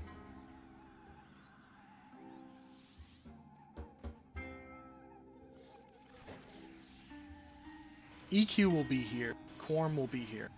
Nothing exciting is happening for 2 more weeks, and if you don't care about Ixars, then nothing's happening for the next month. Enjoy your Cat of 2.0. Enjoy it. You're only going to get to experience this version of it once, right? Enjoy it. I know that you have that split mind where you want to do both, and if you could do both at the same time efficiently, you would. But EQ is always going to be here. This server's not going anywhere. And again, Kunark, you're not... Even if you're not at cap by the time Kunark releases, you're not missing anything. All it's doing is giving you more zones to level in. You know, like I said multiple times on the streams before, a lot of veterans say that classic EQ is not complete until you get Kunark, which doesn't make any sense because it's an expansion. But they say that's the package. That's the perfect package. Kunark is actually most people's absolute favorite expansion. You couple that with classic, which the game can't run without the bone, and you have the perfect package. Velios adds some stuff, some cool stuff. Luklin, however you want to pronounce it. Again, the AAs were tremendous, it was awesome, and then Pop was the next really big one, but a lot of people were torn on Pop. So, you know, again, it falls down to if you were to do like a poll, every time Kunark would win. It adds epic weapons, everybody loves epic weapons, especially the 1.0s. Like the 1.5s, the 2.0s, Those 1.0s are so iconic, so nostalgic to people. People have tattoos of them. My wife got me an engraved wooden keychain of the Ranger swords because she knows how hard in the paint I am for this. She also got herself a cleric keychain of the epic, so she's got to pick up the pace. She got me this nice little art card that I'm going to have to put into a frame with both epics intertwined. She really went all out for Valentine's Day. That was Valentine's Day this year. Oh wow, I think I'm getting like... I hope this... It sounds like copyright Metroid music, but I know it's not. But it sounds pretty damn close. And I'm vibing with... So, yeah, she's like level 6 or 7, something like that. She's actually... she's in Butcher Block Mountains, which it's not working out well for her. There are ogres that roam the zone that will just smash any little dwarf. She's a dwarf cleric. And she's having a hard time because she keeps running into these guys, and then she's like having to remember her spells. She doesn't have Zeal yet. So, you know, it's a lot of things against her. I told her, I was like, maybe you want to start a new class because cleric can be difficult. You're going to have to get to like 12, 14 by yourself, and then from that point forward, you are VIP'd into every group for the rest of your life. So I was like, if you can make it that far, you're good to go forever. So she's like, I know what I want to do. I want to raid heal, and I know that druids can do that, but clerics are the ones. So, you know, tomorrow's last day of school for Kiddo, and we are going to relocate her laptop upstairs so that kids cannot smash her laptop and be in her lap and be super glued to mom. So she's really... and we have the IP exception, you know, so we can play together. And I told her, I was like, the druid's 30, so I can port you halfway around the world right now. If I can get to 34, I will be your taxi.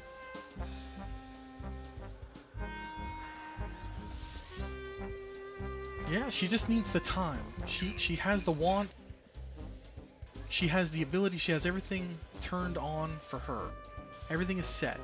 She just needs the time. And she's really convinced that the summer break is where she's going to get that. It's all about getting the baby on the right sleep cycle. But when I raid, even if the baby's awake, she doesn't bother me. I give her what she needs. We interact. I make sure she's happy. But every kid treats their dad and their mom differently.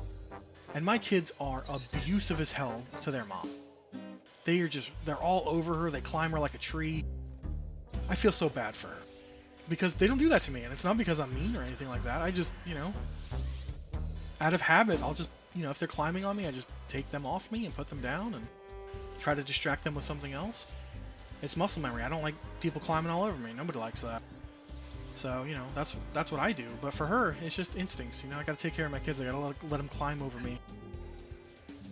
Like little primates. It's a mom thing. I can't do it.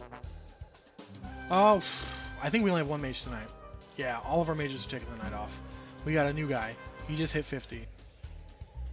It's funny, too, because we have one guy who's playing a paladin tank right now. He was trying to bring his mage. He got it here. He got it here, and he said, "Oh shit, I didn't buy, I didn't buy the water or the air pet, so he couldn't summon a pet." He's like, "I forgot you could only summon air pets in the plane of air." So he's like, "I'm backing out. I'll go get on the paladin. I'm sorry, guys." Oh, you can color code these however you want, but mages for me are dark blue. This is just the color scheme that I went with. I'm not exactly happy with it, but it is what it is. You can change it in the settings.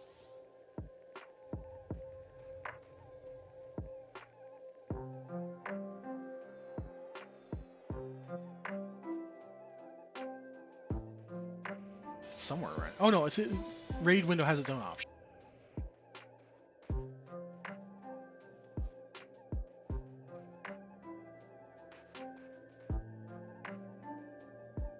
Oh, it's tiny. I don't use a 1440 UI. I tried one, but it took too much of my screen up. It did blow up all the lettering, though, so I was able to read better, but I'd rather squint and have more of a viewing screen. Because at least I made my text big. I can't make text in the menus bigger. I wish I could design my own damn UI. But I don't know how to do any of that, so you can just change everything. I don't have to worry about Beast Lord until Lukeland. But I try to get everybody a different color. Wizard I feel kind of bad about because it's very hard to read, but it looks good in the window to me. It doesn't bother me in the window, but it looks bad here. Bard, I hate yellow Bard. I gotta change it, but again...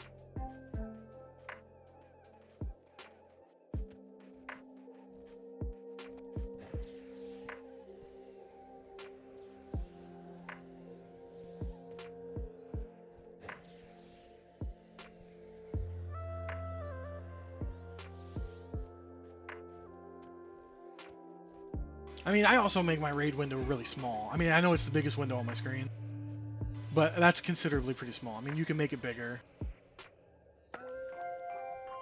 I guess guilds that actually fill out their full thing would be different. Ah, see, I can't... Green is Ranger to me. I feel like I'm green, because my whole set is green. So I was like, dark green, that's Ranger. Enchanter probably could... I could swap that out. Light green doesn't seem to fit for Enchanter. Yeah, my chat window probably is the biggest, because it's, you know, vertical. I could definitely slim that down if I wanted to. But I do like the side-to-side windows. If I remove my raid window, or if my tracking's not up, it feels a little Swiss cheesy.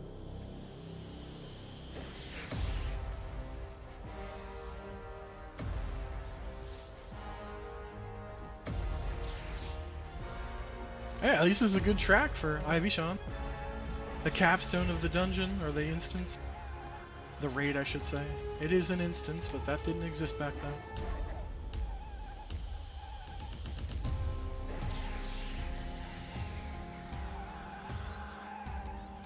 Gotta throw a couple of spells in there so I can keep my aggro high. I think I'm taking a Death Touch. Oh no, I think we're gonna bypass the Death Touch. Yeah, I only died like twice tonight.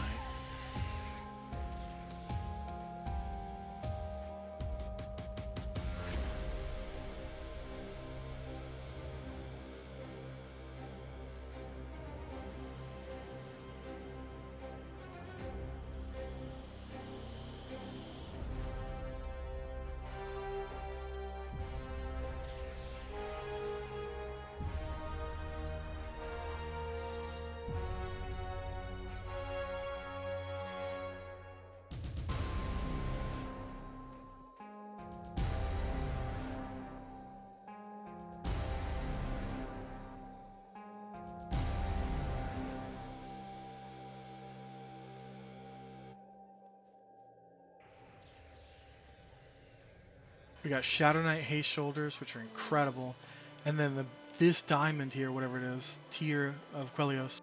That's for the monk belt. Big time loot item right here. All of our monks, yep, they're just starting, they're going to bid war. So the thing that you see when we scrounge is it's forage. Bards, rangers, and druids get it. You can occasionally, when it pops up, I think it's like 45 seconds to a minute cooldown, you forage and try to get a piece of food or water. And sometimes it's non-edible stuff, like quest items. It just depends. But I program it into my movement keys. And also with Zeal, you have an auto-inventory thing, where if you have something on your mouse cursor, you can auto-inventory when you click a message, or when you click a key. So I have it bound to the same key as my movement and forward. So it'll automatically pick something up and just shove it in my bags. And then I can look at them later like, oh, I have all this stuff I never acquired with any thought. All of this stuff, like the beef, honey, all these roots, it's all food. We call them ranger droppings or druid droppings because normally when we get a piece that we don't want, we just poop it on the floor. And people will ask you, like, hey, I ran out of food, can I get some ranger droppings? Can I get some trail mix? And I'm like, oh, hell yeah. Yeah, I need to empty out my inventory anyway. Here's a bushel of grapes and some water droplet. But the eggs are very good for baking. Basilisk eggs especially. Because, I think regular egg, you get like 2 dough when you make dough. And if you do like a griffin egg, you make like 6 dough. But basilisk eggs, you make like 12 dough. And I get those all the time. A stack of basilisk eggs can sell for a pretty decent amount of plat. Decent in regards to like free plat, probably 20 to 40 plat. And that's basically like found money.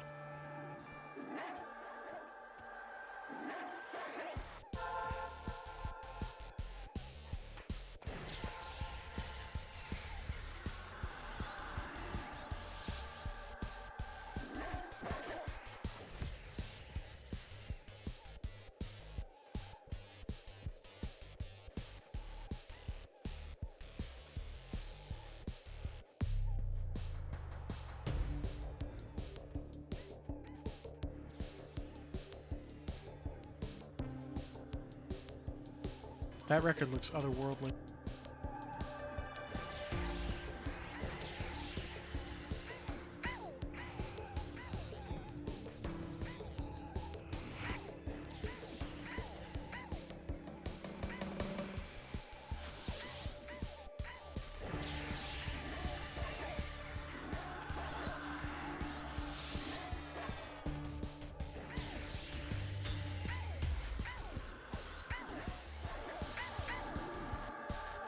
This fairy just choked me. She put a debuff on me called choke.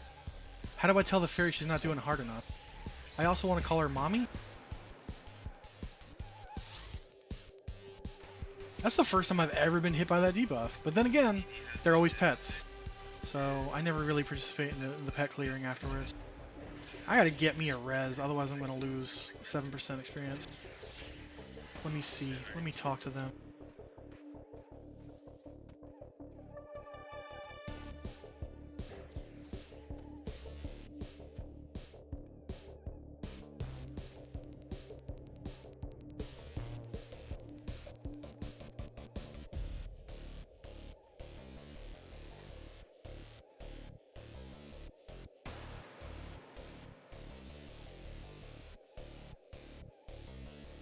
That's a great screenshot, though, that you took of it disintegrating. That's a good time.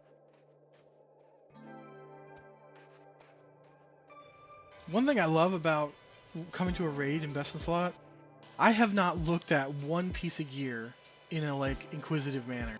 I'm just looking like, oh, that's cool, that's cool, that's cool. We just did 14 sisters, and I don't care. I love it.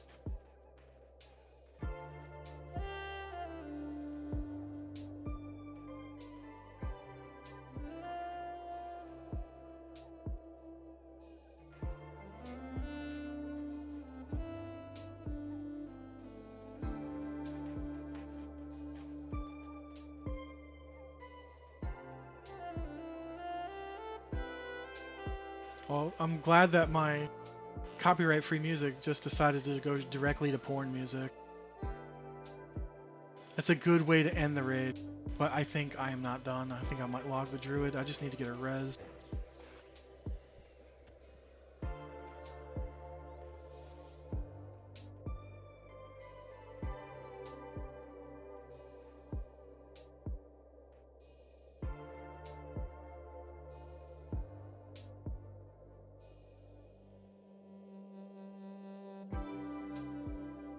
I'll be right back in a couple seconds. Just waiting for a res here.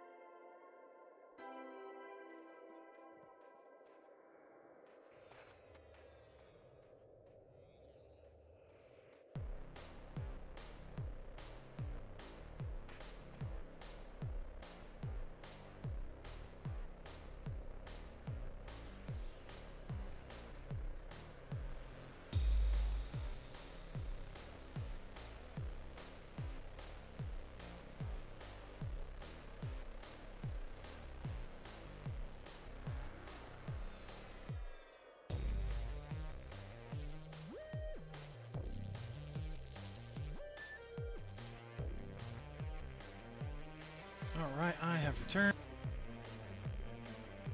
Hopefully there wasn't a res that I missed. I think the window stays up longer than that though.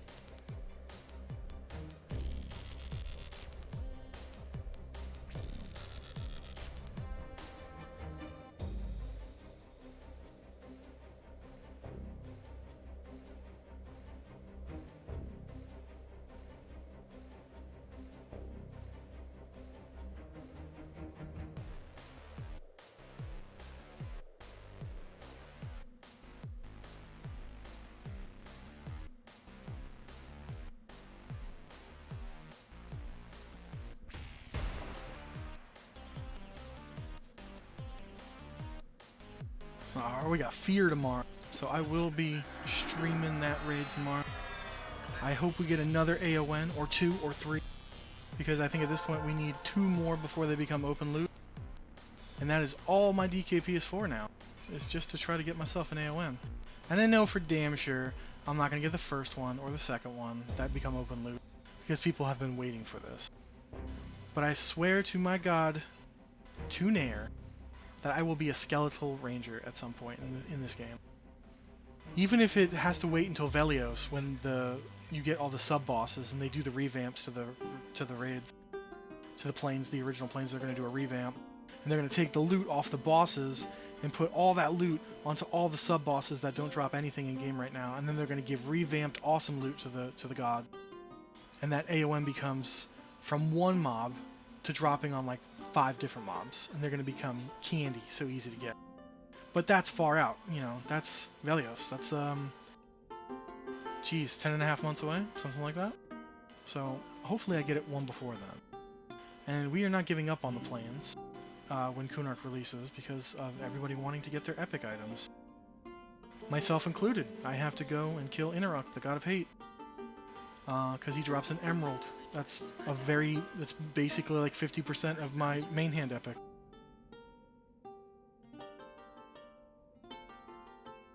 Well, now that the killing is over, Thatch, the rainbow clown, can go back into his good-looking gear. But this is what peak Ranger looks like. You may not like it, but that's what it is. Golden wrist, blue chest, green arms. Yeah, see, the thing with Sky is it resets every 18 hours. All of the bosses. But in the plains, only the trash respawns in 18 hours. The sub-bosses take 3 days, and the gods take 7. So we can't go kill, like, dragons or anything like that. We can't kill any other real big boss. We could do the hole, because it resets every 72 hours or 74 hours, something like that.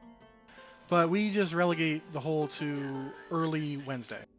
I would love to do the hole twice a week. I know how ridiculous that sounds, by the way. Giggity. But it's because I want to get 2 items off of the last boss. And then, of course, once the epic stuff goes into play, everybody's going to be wanting to do the hole, because Yale drops stuff for everybody. I got to go in there for like some ceramic bowls or clay bowls or something like that. I really need to read up on the Ranger epic. The guideline is coming down, or it's coming down to the wire. I got 2 weeks to really study up on it and see what I need to do.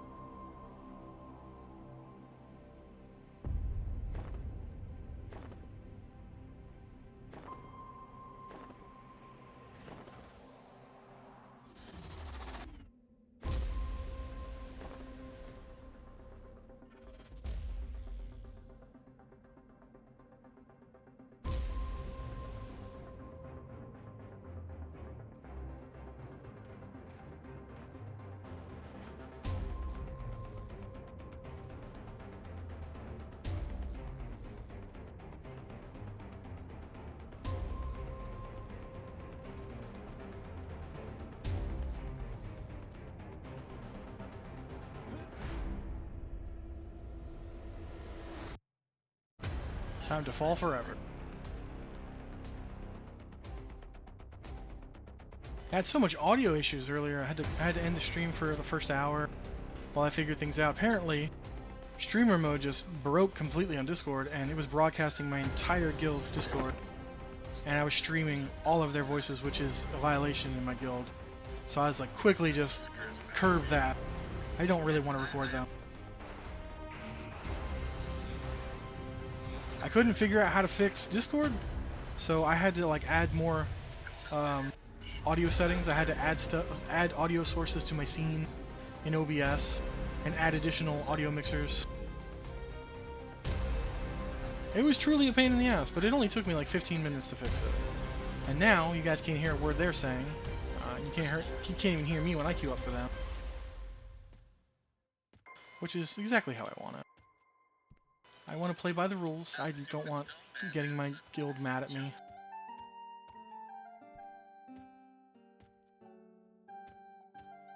Ah, but I answer the call of EQ.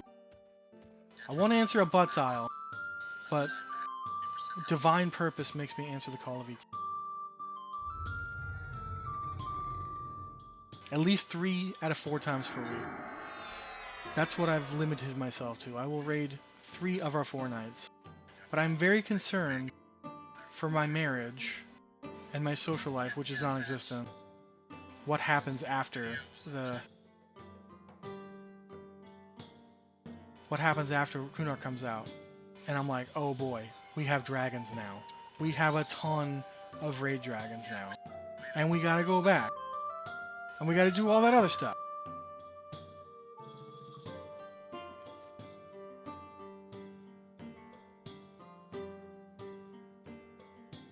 If they say we're gonna go to like 5 days a week, I'm gonna get divorced. And I don't want to do that. Hopefully they keep it at 4, and I still have to pick one to sacrifice, and that's what I don't want to do. I think for the first couple of weeks, I gotta go to all the raids to keep the edge. I'm still the highest DKP guy around when it comes to the Rangers. I still feel like I'm the core Ranger. All the other guys dip out early. We had one guy here for about an hour, and he dipped out. I've been here all night, taking death touches, you name it.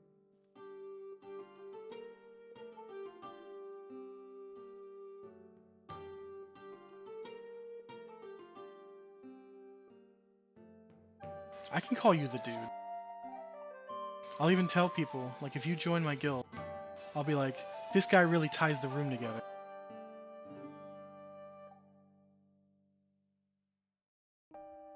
I would say name a tune like White, and then at level 20 do Russian as your surname, but that's probably not going to sound good for the first 20 levels. A little race to see.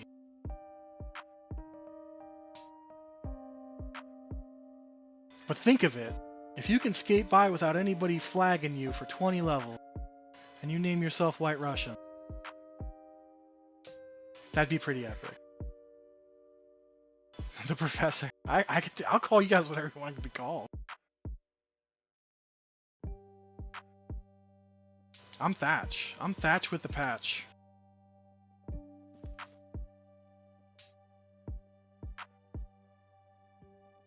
When nobody heals me, Thatchy asks for Apache. I'm convinced this is the only human face because it's the coolest. But I want to point out the irony of me playing a ranger with no depth perception. How the hell do I shoot a bow with one eye? I'll tell you how. I shoot it good. Barry White. I play with a guy named The Bob, and his last name is Marley. The Bob Marley. So you can have fun with the tune names. I don't use the surnames on almost all of my tunes. It explains why I melee more. That's probably how I lost the eye to begin with. There's a funny quirk in Classic EQ, right before they before Lukeland came out, right? If you do slash, I believe it's face or pick face, you can just randomly change your face as much as you want with no restrictions. Slash face. Thatchy no patchy. Oh god, I hate it. Thatchy Ginger. Not terrible. Oh, I don't like that guy. He looks like a mean store clerk. Younger, mean store clerk.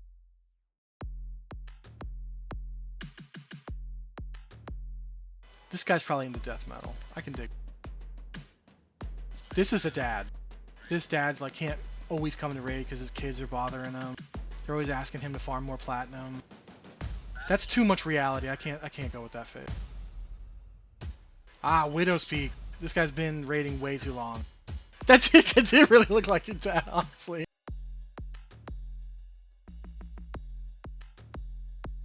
It does look like your dad. Like, instead of being a ranger, I just want to, like, fucking murder everybody's lawn in the best way possible. I'm gonna take these magical blades and just whip up your begonia bushes.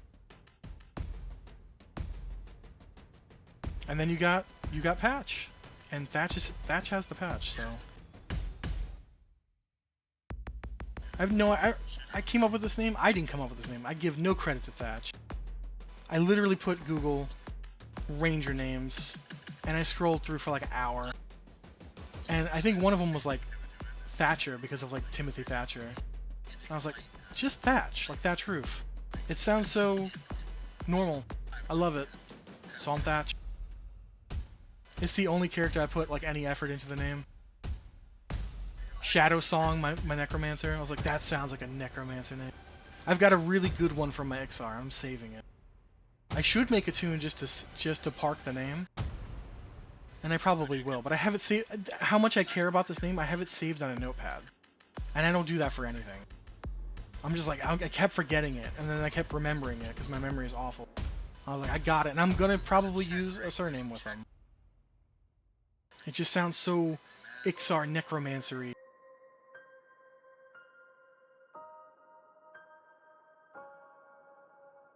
The HD texture pack makes this look so good. Look at the chinks in that chainmail.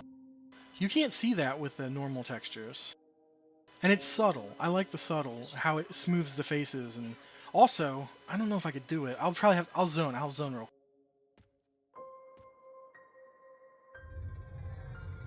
I gotta get a little movement speed on here. So the helms on normal, with the normal texture packs, the ones that are built into Quarm and P99 and all that, if there's a visor slit, it's just a chunk of steel and you can't see through it. But when you do the HD texture pack, that visor slit becomes open.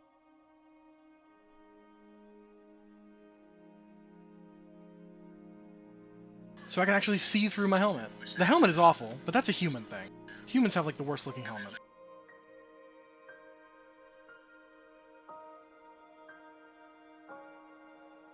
So let me obstruct my vision even more by putting a motor can, you know, on top of my head.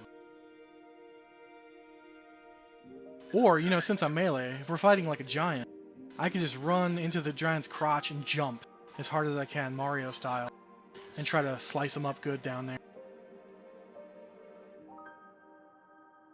It's awful. I hate human helmets so badly. I went with Human Ranger because it just felt right. Because the Rangers in EQ are different from the Rangers in every other game. We're not a pet class. We don't tame the wilds, but we walk with the wilds. That's what druids are for. They tame pets. It's a different scenario in this game compared to other games. Or other sources of media with Rangers. I feel like the Rangers in this game, at least after Lukeland, are more along the lines of like Lord of the Rings lore-wise. But humans coexist with all the elves, all the elven rangers, because you can have wood elves and I don't know who else can be rangers. You got wood elves, you got humans. I think you have half elves.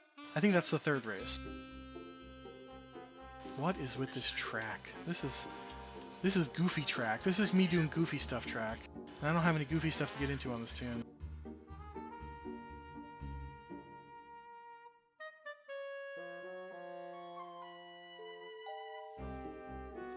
Unfortunately. Wait, I think we're doing Fear tomorrow. So I might as well run to Fear. You gotta park these tunes.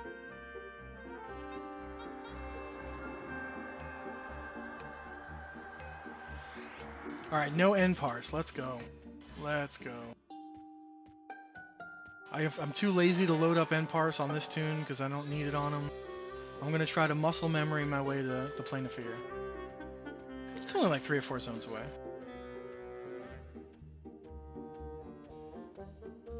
Oh, yeah, a whole can of chicken. It does kind of like... I've seen videos of people eating those whole chickens out of the can, and nah, I don't think I could do that. Now, canned shredded chicken? I make buffalo chicken dip all the time with the canned stuff, and it is like chef's kiss perfect.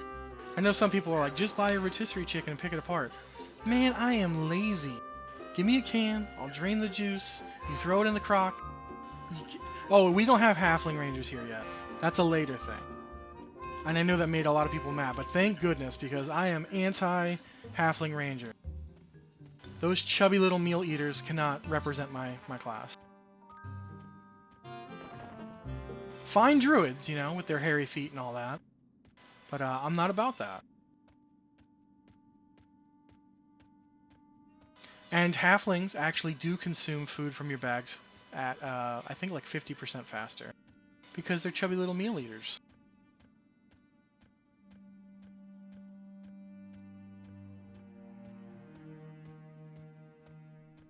Yeah, no. So if you do have the rotisserie, if you go out of your way to get one, that's going to make a buffalo chicken dip obviously 100 times better.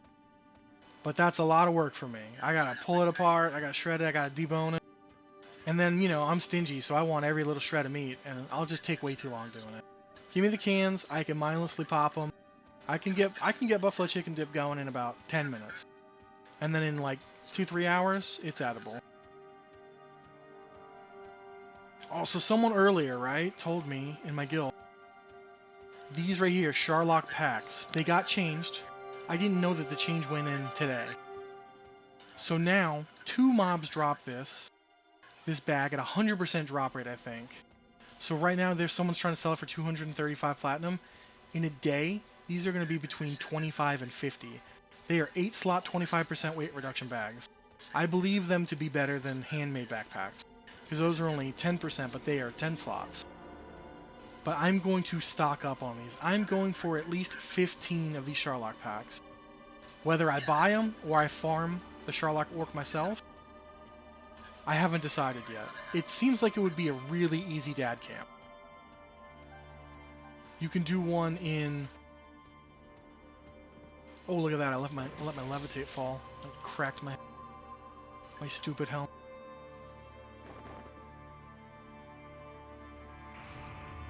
Yeah, so it comes out of 2 zones. You got the zone right next to Misty Thicket, which is the starting zone for the half-elves.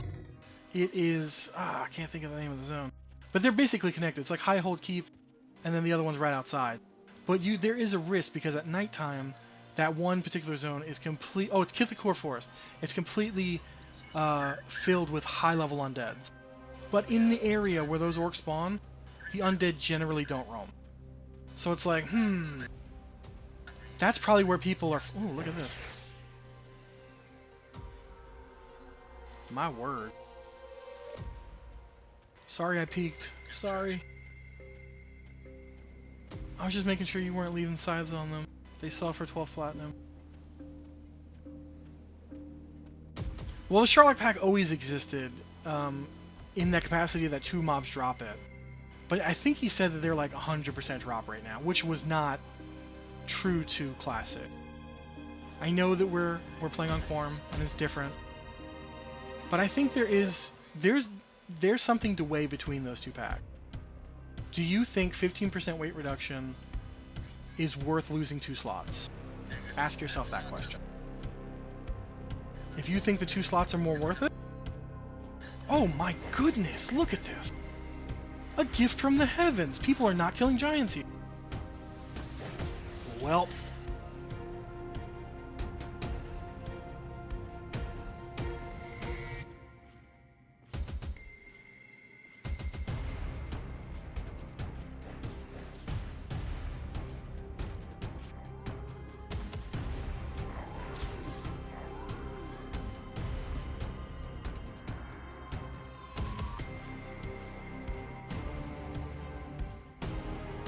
Just potentially leaving, what, 100 platinum just right here in the zone, guys. Come on.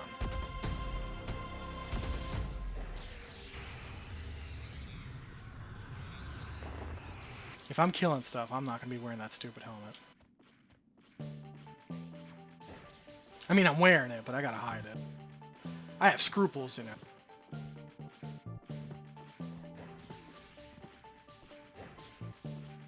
Welcome to the wild world of Ranger Kite. I really don't have the mana. What? Interrupted? Come on. I guess I moved.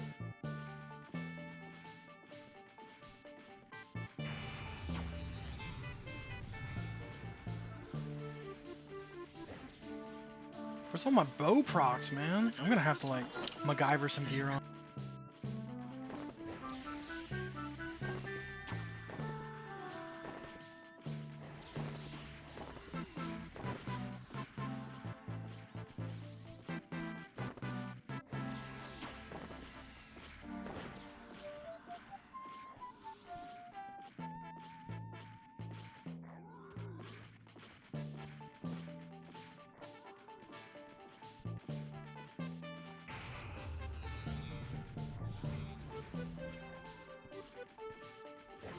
Had to put all my dex gear on so I can get some more proc.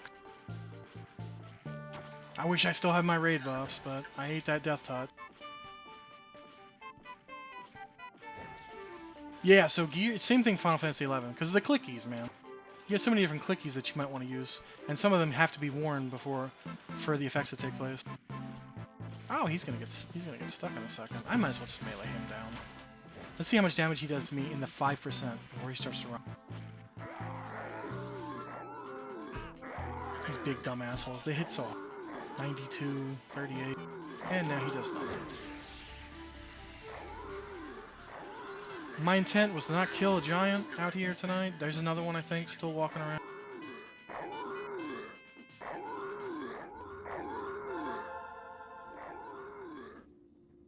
Yeah, look at that. There's another one in zone. Sand giant. I don't know if anybody's killing it, but this is the one benefit. This is what make Rangers awesome. 45 platinum. Weapon, words, and a collar for 1 platinum. It's absolutely worth stopping. Where's the other one? I got giant blood on my hands. Time to do what Rangers do the best and actually track. There he is. There she blows. Not only do I get to look at track, I get to actually track. Come here, big boy. Let's get you snared up. I should have hit you with the snare to begin with. Look at all the arrows I have. I could bow kite him forever. Pull up my track again. Actually, I gotta cancel my track so I can stop actively tracking him. I know where he is. He wants to beat my brains out. I'll hit him with the whirlwind.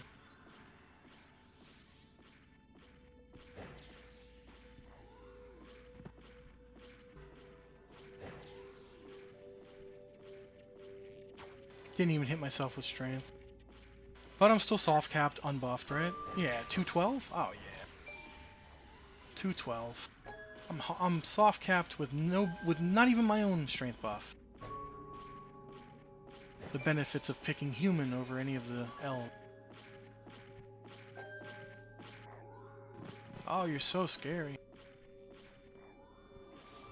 Oh no, a dry bone skeleton.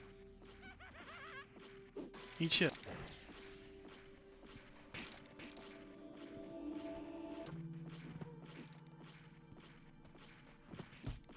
I hate the undead. So we have fear tomorrow. But I think it's going to be a godless fear.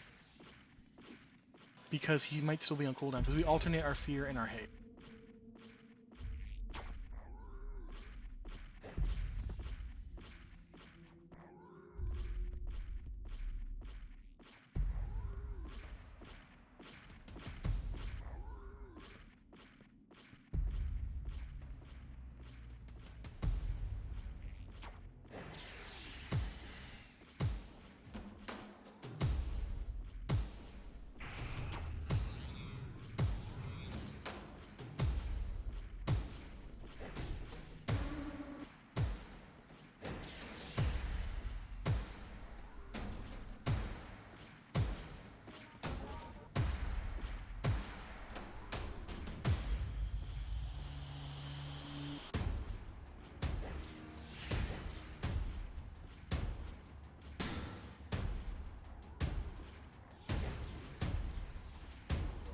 Oh, come on, mummy.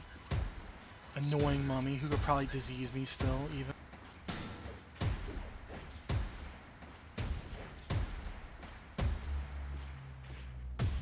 I don't even want to waste arrows on him. My snare lasts for like 13 minutes or something, so I'm good. If he gets loose, though, if it breaks early, he can actually womp me pretty good.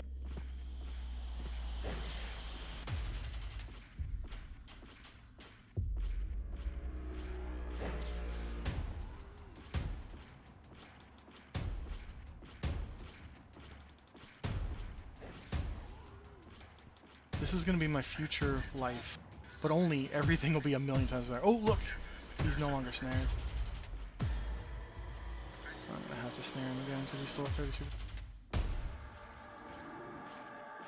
Womp womp, bud.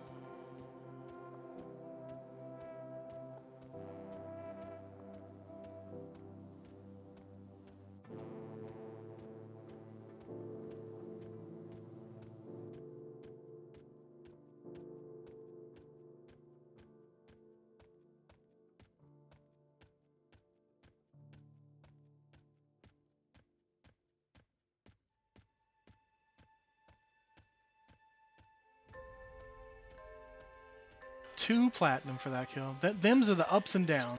Upper echelon of plat, lower echelon. But you know what? That's like 50 plat I didn't have coming in here. And all it took me was like 2 stacks of arrows and a little bit of mana. I'll take it. I'll take a little bit of plat. I'm just going to park a tune.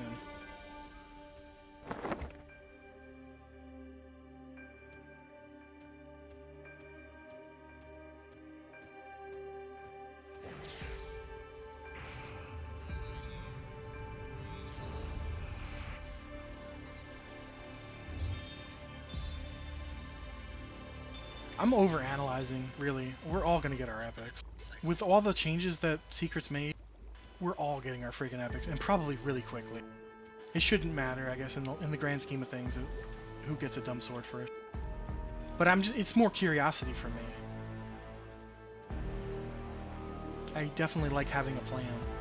And I'm speaking to chat instead of my actual guild. I'm an idiot. That last sentence was meant for a bard I'm talking to. I'm sorry.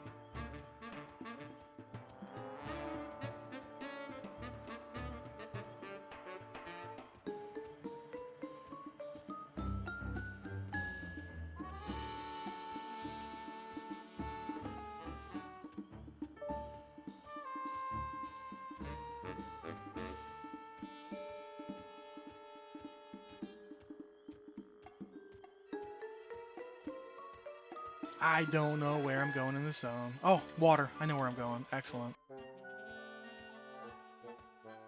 This is the zone. Firat is the zone I need Invis for. Or not Invis, but Enpars for. I do need Invis, and I'm going to slot it and use it because I'm going to walk through a ton of lizards that I don't want to fight right now.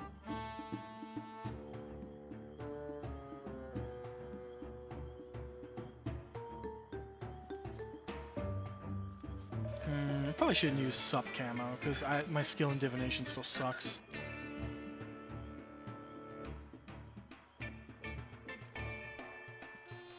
Camouflage.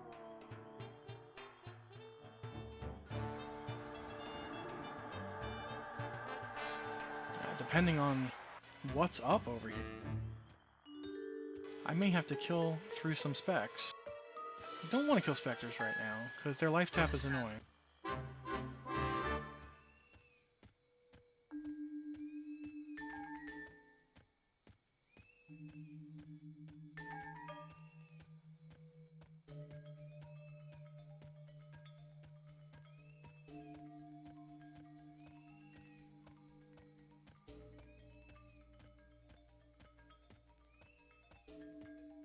Wish they would increase the range of view in this zone.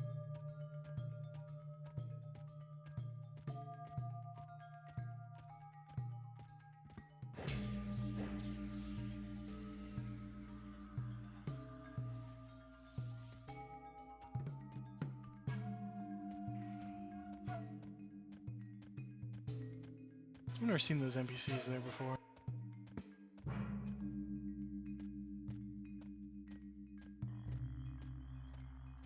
But I know I'm on the right track.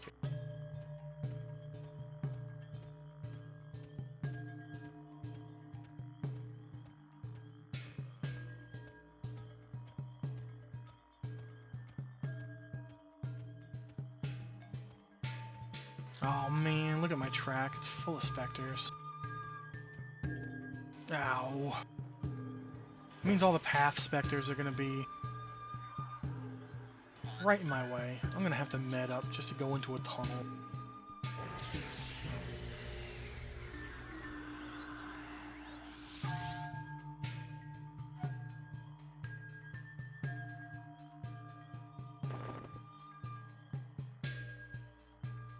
That's how much it annoys me. I always have to take off the helmet just to hide the graphic. I don't hate this music for the zone I'm in. It's almost jungle chasey kind of music.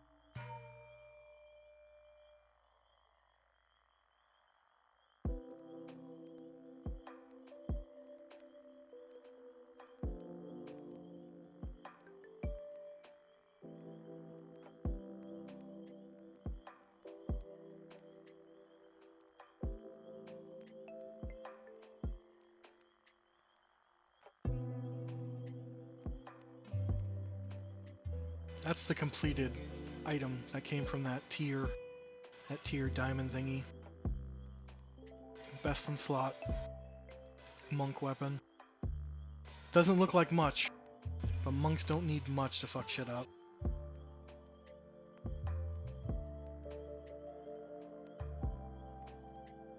$16 damage. That is bananas. 16 damage, 22 delay. I'll do a comparison here. That's my best in slot sword. It does 12 damage with a 21 delay. He's getting a colossal amount more damage out of that for only a 0.1. Ooh, congrats on the Leviathan kill. You can ignore the combat effect on my sword, because all it does is give me thorns. Occasionally, it procs thorns. So if it does that while I have my thorn shield up, my thorns will stay up for 5 minutes, and they'll do 16 damage to attackers. It's nice, but I already have that spell. I can thorns myself whenever the hell I want. It's free thorns, which is great, but it's not that great. The stats on the thing are great. 8 strength, 8 wisdom, 50 HP. That's all ranger all day, every day. But I would trade this whole sword for having a weapon with 16 damage and 22 delay. My DPS would skyrocket. It seems like such an insignificant amount. But low numbers in Classic make all the difference.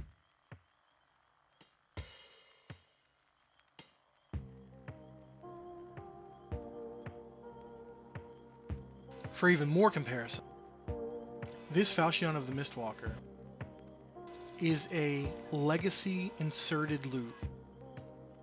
Originally, in EQ, for the first 30 days, I believe, Lady Vox would occasionally drop a version of this weapon. It's not called a Falchion of the Mistwalker, I think it's a Scimitar of the Mistwalker. They took it out extremely fast from the game. It's a Druid Ranger only item. It has an effect that can only proc at level 50. That summons a wolf, a spectral wolf, and it bites. It could quad, which means it attacks 4 times in one round, between 75 and 115 or so. And this is based off of your dex proc rate. So if you have 100 dex, you proc every 2 minutes, about every 2 minutes. If you have 150 dex, you proc about one every 1.5 minutes. And if you have a 200 dex, which I do finally now have at full best in slot and raid buffed, I have 202 dex. I supposedly proc every 1 minute. Here's the thing though. The DPS on any fight that lasts longer than 30 seconds, having Adriorn, which is the sword here. I like to call it Rocky's girlfriend. Hey Adrian. Hey Adrian, that's my main hand. So that it maths out better because there are DPS. There's DPS tools you can use. You plug in all the information and it tells you what maths out better. If the proc rate with 200 dex is proccing every 1 minute with this sword, if I put this in my offhand, you lose 50% of the proc rate right off the hop. Which means that with 200 dex, this is proccing every 2 minutes. If it's in my main hand, it's proccing every 1 minute. That's the risk. Do I rock this in my main hand and get a smaller damage, so overall, if I don't get any procs, I'm going to lose out on DPS? Or if I say to hell with the procs and just whatever procs in my offhand are bonus, and have this in my main hand, I'm going to have a steadier DPS. That's what I do right now. Even at 200 dex, if for whatever reason I rolled a different tune, if I rolled one of the elves, and I really went gung-ho with dex, starting stats, if you can hard cap your dex, you can do it. At 255, at that point you should be proccing every 30 seconds. That's when this is worth putting in the main hand. Now, before my mana fills, and I know I'm philosophizing here and I apologize, but I got nothing better to do until this mana bar is full. In the first 30 days of Quarm, Vox did drop the Scimitar. The Scimitar is not no drop. You can trade it. You can buy it. My guild has one. It is theorized that if you use the Scimitar and the Falchion together, and you build a tune for Dex, you will be a wolf proccing machine. And those wolves will carry you so high on the DPS meter. But nobody had the hindsight to collect that sword. We had one, and I asked to rent it, and they were like, no, we're too scared of you leaving with it because it's like, you know, a 40,000 platinum sword. So, I'm relegated to just having the Falchion. And you cannot collect two of the Falchion. You can only get one. It's lore, but the Scimitar is not. So there are a couple of rangers on server, maybe one or two, that have both, and I'm super jealous because two Scimitars look a lot cooler than Hey Adrian. Because this thing looks awful. It's like the basic sword model. But it's okay, because Kunark is a month and a half away, and I will have lightning spouting swords. And I'll look like a badass.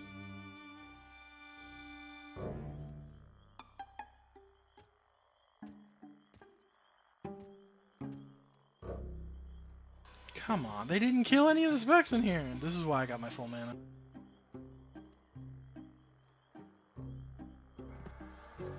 Somebody gave me Rezo, though? Oh, okay, well, that helps.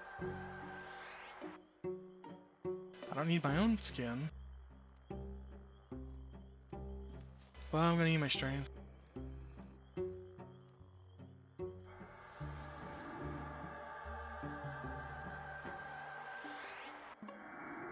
Oh, well, it'd be stupid to do like a played now because of all the raiding I've done on the tune. Because it's probably a couple days now. I started in October. The server hit on October 1st, and I waited water for a couple of days. I immediately installed it and tried it, and because of the camera stuff before Zeal was implemented, I really couldn't, but I couldn't stop watching people on Twitch. So after the first like 7 days, I said, F it, I'm playing this, I don't care if the camera bugs me. So from October 7th till about December, playing casually, it took me to get to 50. Because my first dragon raid with this guild was in December, and I had to be 46. And it really, 50 is not as important as 46 is. So I want to say it took me that long to get to 46. The other 4 levels I grinded out in like a day because I was able to farm guards. Which pretty much anybody can. If a ranger can fucking farm guards, anybody can farm guards. Except for rogue. Sorry, rogues. You guys suck, you can't kill anything on your own. But that Fat Deeps, oh god, when they get their epic next month. Oh boy. Look how blind he is, he didn't see me. No, I don't want that smoke, dude. I'm just here to park, and then I want to play a little bit of druid action.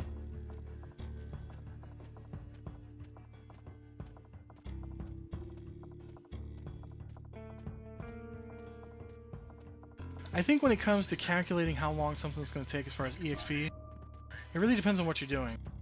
You can be in a party, and it could be low impact. You're chilling. You're getting low experience per hour, but you're getting it with minimal effort. That's, to me, is more... I would much prefer that over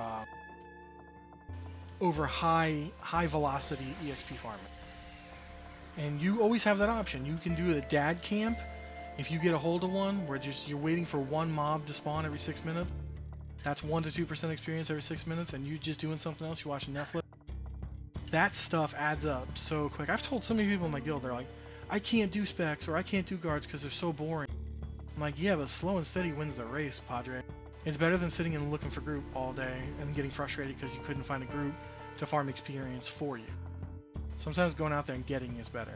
But if you can get into those high octane groups and it doesn't bother you, go for it. It doesn't take long. There are clerics in my guild, and I am not counting bards because you know how bards experience. They just kite, and that's cheating because they get like 15% per pack of mobs every 5 minutes. But you, for like a mage, or any other class for that matter, I've seen people go from 0 to 50 in a week of a couple hours a day. It all depends on how much time you want to put into it. I didn't think I was gonna raid for 5.5 hours last Wednesday, and there it was, and I was still ready to go after that.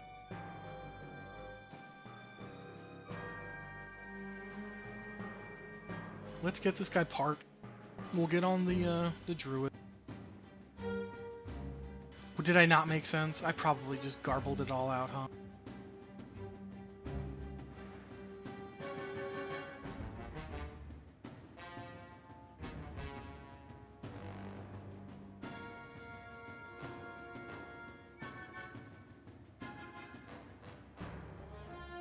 Oh, okay. Well, as long as you understood most of it.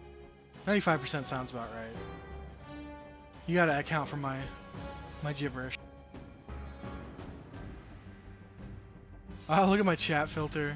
Cutting off my feet. Alright, I said I wanted to do a little bit of druid action. Yeah, I think that's what I want to do. I got my Necro parked out in Hill Giants, and that's just not compelling video. I love doing that off screen because it's just so damn boring. Even when there's drama in the zone, it's boring.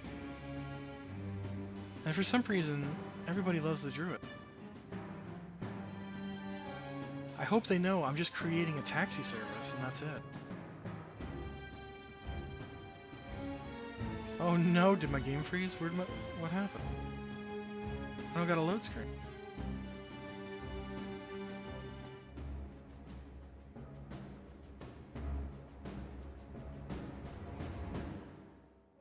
That's probably what happened.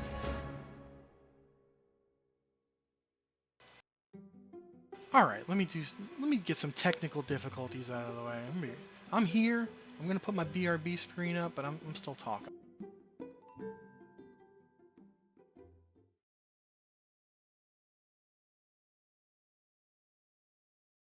Don't know what the hell happened. Just decided to die on me.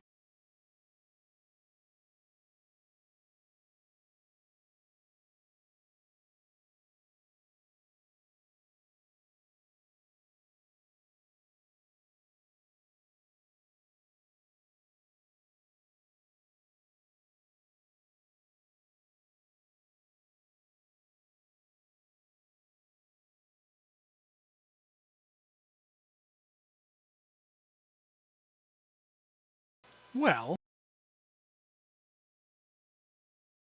I guess my character logged in, but now I have to wait for it to log out. That won't take long. Like 30 seconds or so. my druid's a female. I could have went with, another patch, but there's only one thatch with the patch. So I decided to go with a wood elf female. And, in hindsight, I love the dark elf masks, but I want one on her. I was there today. I went to Lower Gok. I got my mana rock. I got my evil eye bag, and I got my J boots last night. So now I can sacrifice my own health for mana on the druid, which is nice because all the grouping I've been doing, I've been main healer. So it's clutch.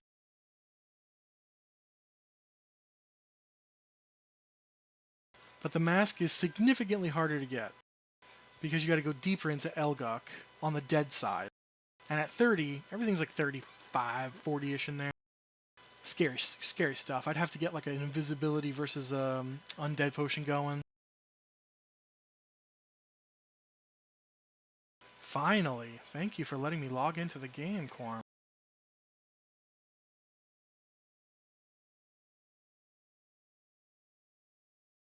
I'm going to bring our screen back in just a moment here. And we're back. Alright, attempt 2, Electric Boogaloo. Let's get Fade Leaf into the game.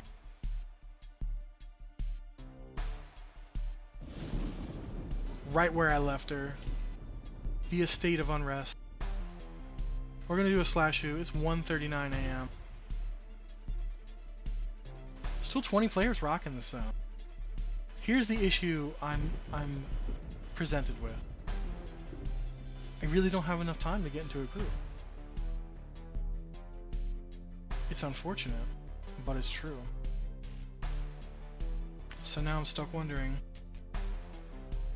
I can solo a bit in here, but my evocation skills are crack-a-lackin'. And that's what I'm worried about. I can kill stuff that's dark blue to me with my older spells because they're more reliable. Or I can try to skill up those newer spells. I'll tell you what though, I'm going to get rid of Emulate. Very powerful spell, but I got to take it off the bar because it fails a lot. I have another dot, that's not so bad. But I am a little worried that, let me see, it's magic, Creeping Crud, okay. And I did Stinging Swarm instead, I'm stupid. It's magic, so it's not disease, so the undead shouldn't have a higher resistance to it. Magic dots seem to land better. And somebody was just talking to my guild like a couple minutes ago on Discord before I left, about how some of the druid dots are non-resistible. And I think they're the magic line, like this Creeping Crud. So if that's the case, if I can get one of those off, that's nice. Because I don't want to fizzle, fizzle, fizzle, and then catch a freaking resist. Because it might just be me running away.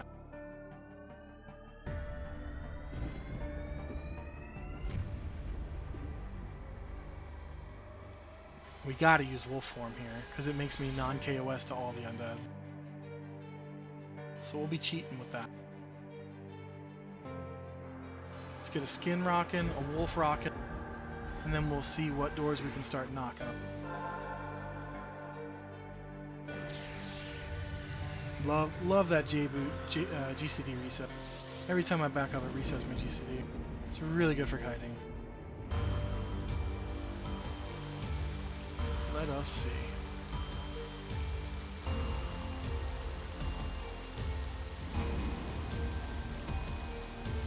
We got dubiously on every undead in here. I should probably pull from up top, but I still can't. Oh, look at this. No back room right now.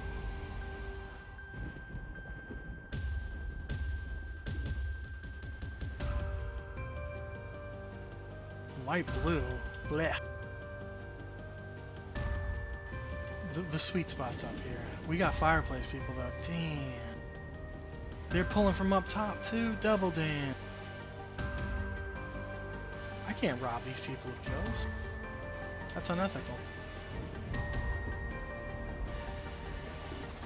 Oh, would you look at that? The whole barkeep. Damn, alright. We got one more option. Well, we got two more options. I can go to the basement. I might be able to pull in the basement. No singles in the basement. Ooh, Undead Knight of Unwrap.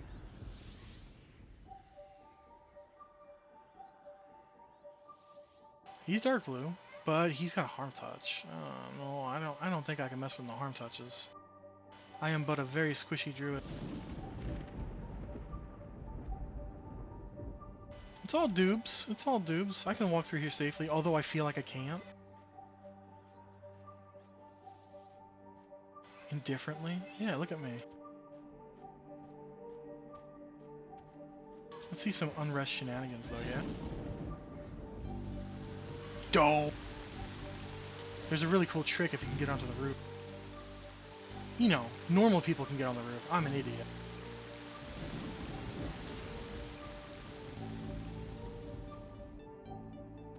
It feels kind of cheaty, to be honest with you, running around and not KOSing everything. Not having everything chase me to death. Druid's got them cheats, man. Alright, so the trick is I gotta get up on this lip.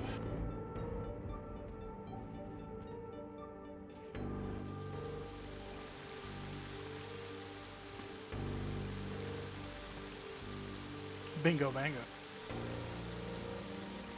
So this room is accessible through the manor itself, but at this high point, I believe that an animated hand exists in here.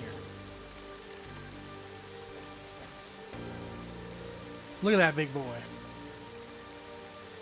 Dubiously, everybody loves me. I could Harmo. You know what though? I'm not 100% sure I could take the hand. But I could Harmo everything in this room and single pull at least the Darkbone skeletons. I could just kite them around this rooftop here. Let's try that. Worst case scenario, if I jump off the roof, they have to go do some shenanigans.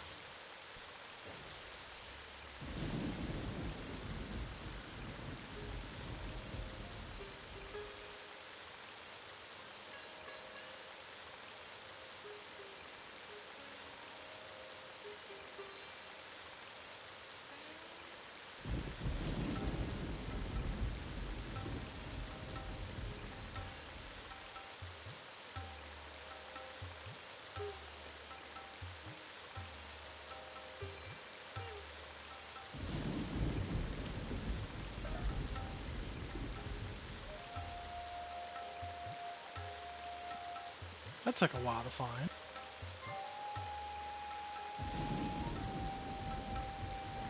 The Ring of Wish? What, the animated hand? They drop ring. And later in EQ's lifespan, that becomes a mount. And everybody loves it. It's got this really creepy mouth underneath it. Like a starfish mouth.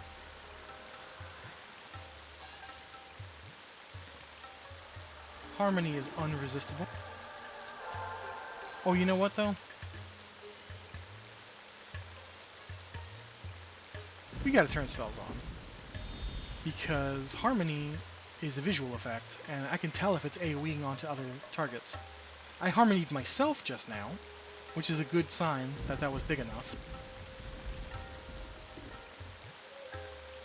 And he just damage shielded himself. Blech. Oh yeah, I got the whole damn room. Alright, good.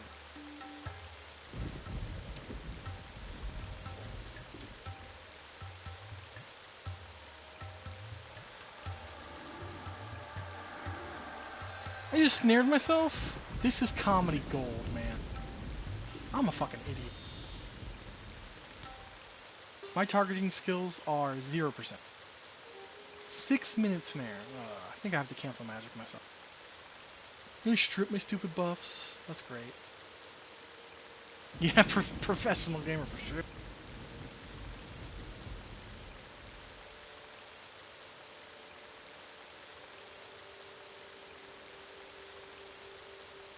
I'm the reason why people can have nice things. I can't even play this game correctly.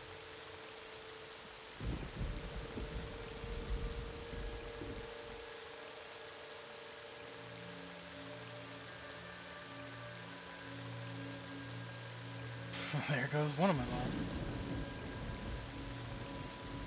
Please just take off the damn root. There we go. Alright. Successfully wasted a bunch of mana just now.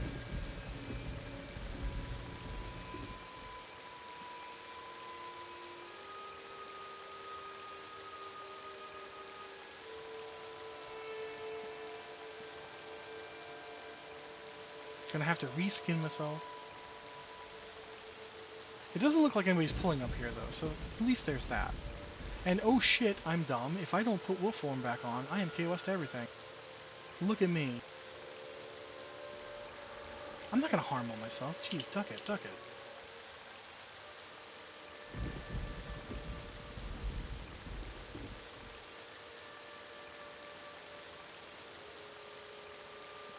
Just waiting for someone to open that door from the other side.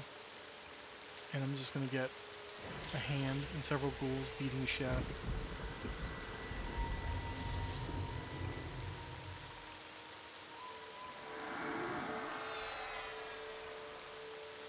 There we go. I still gotta skin myself, gee.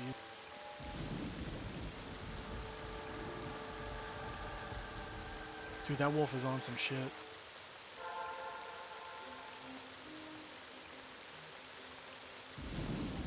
The one that people are rolling in the chat, you just do /RAN for RAN. You can do random, but RAN is the shortcut. And then whatever numbers you want. So what happens when people get loot that they want to distribute is the leader will pick a number. Do RAN 777. Do RAN 100. It's what we do for planar gear. Nope, it's not a real die. It's just you know how WoW had their version of it, where you do like you roll 100 or slash roll. I guess it was always slash roll in WoW. I don't think you could change the numbers, but the base was 100. Here you have to pick your basic.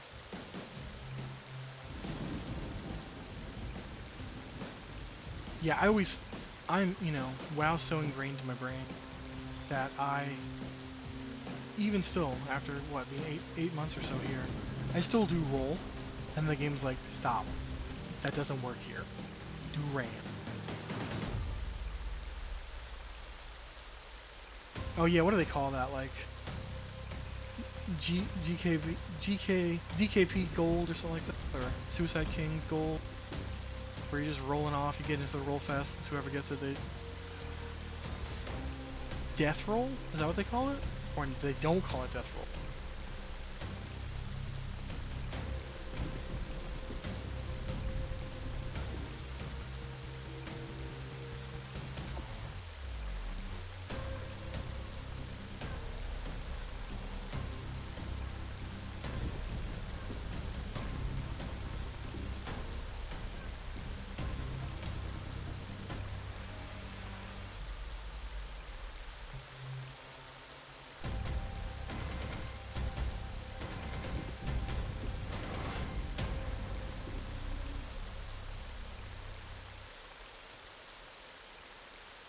I'm feeling the love with the viewers right now, even if you guys are just lurking.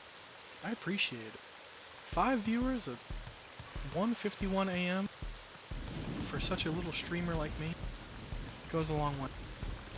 Thank you for watching me do really dumb stuff with my druid and trying to be semi-serious with my ranger.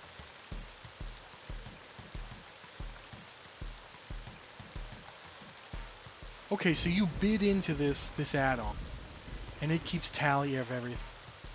And then you're rolling, you're obviously high rollers. When you participate, you're automatically saying that you're going to give this gold to whomever. And then I'm assuming that somebody wins these pools like a lottery. Something like this existed when I played, but only it was like high stakes crap. And I wanted nothing to do with it. They were bidding like 200k. They were bidding like tokens, like WoW tokens.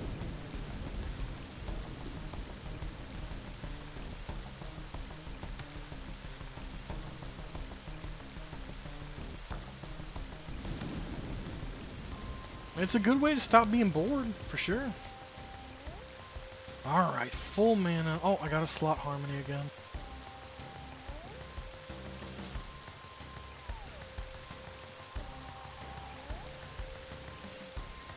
So nobody's pulling hand. Hand room is safe. I can harmo all of hand room.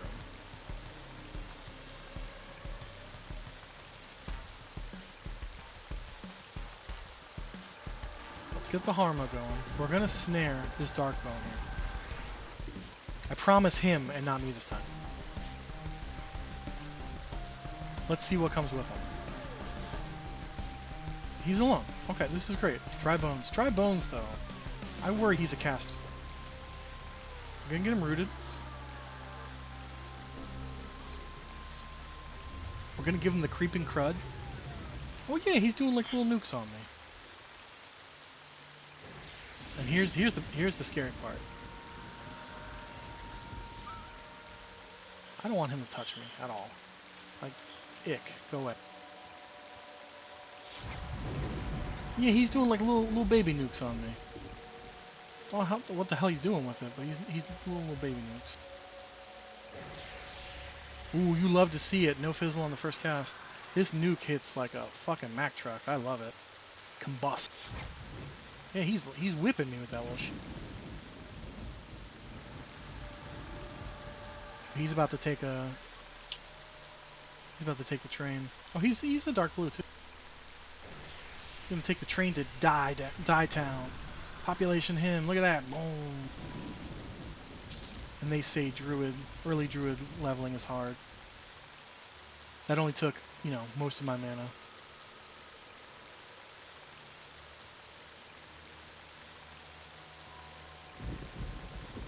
I'm so curious. It's a light blue.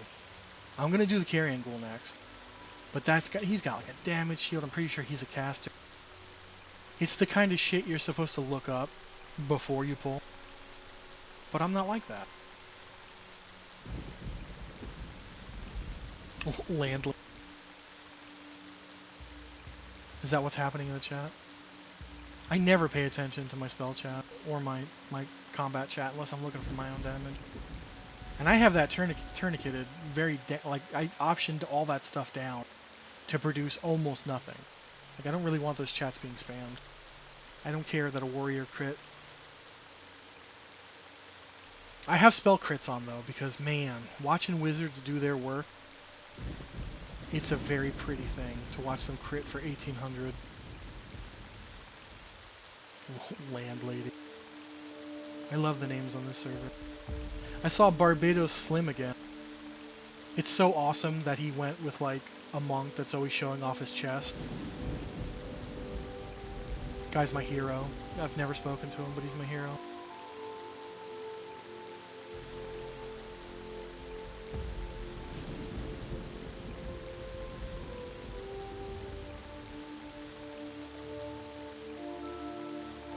Honestly, the respawns are so fast here that I may just be pulling that skeleton over and over and over again. I may not be able to break the room.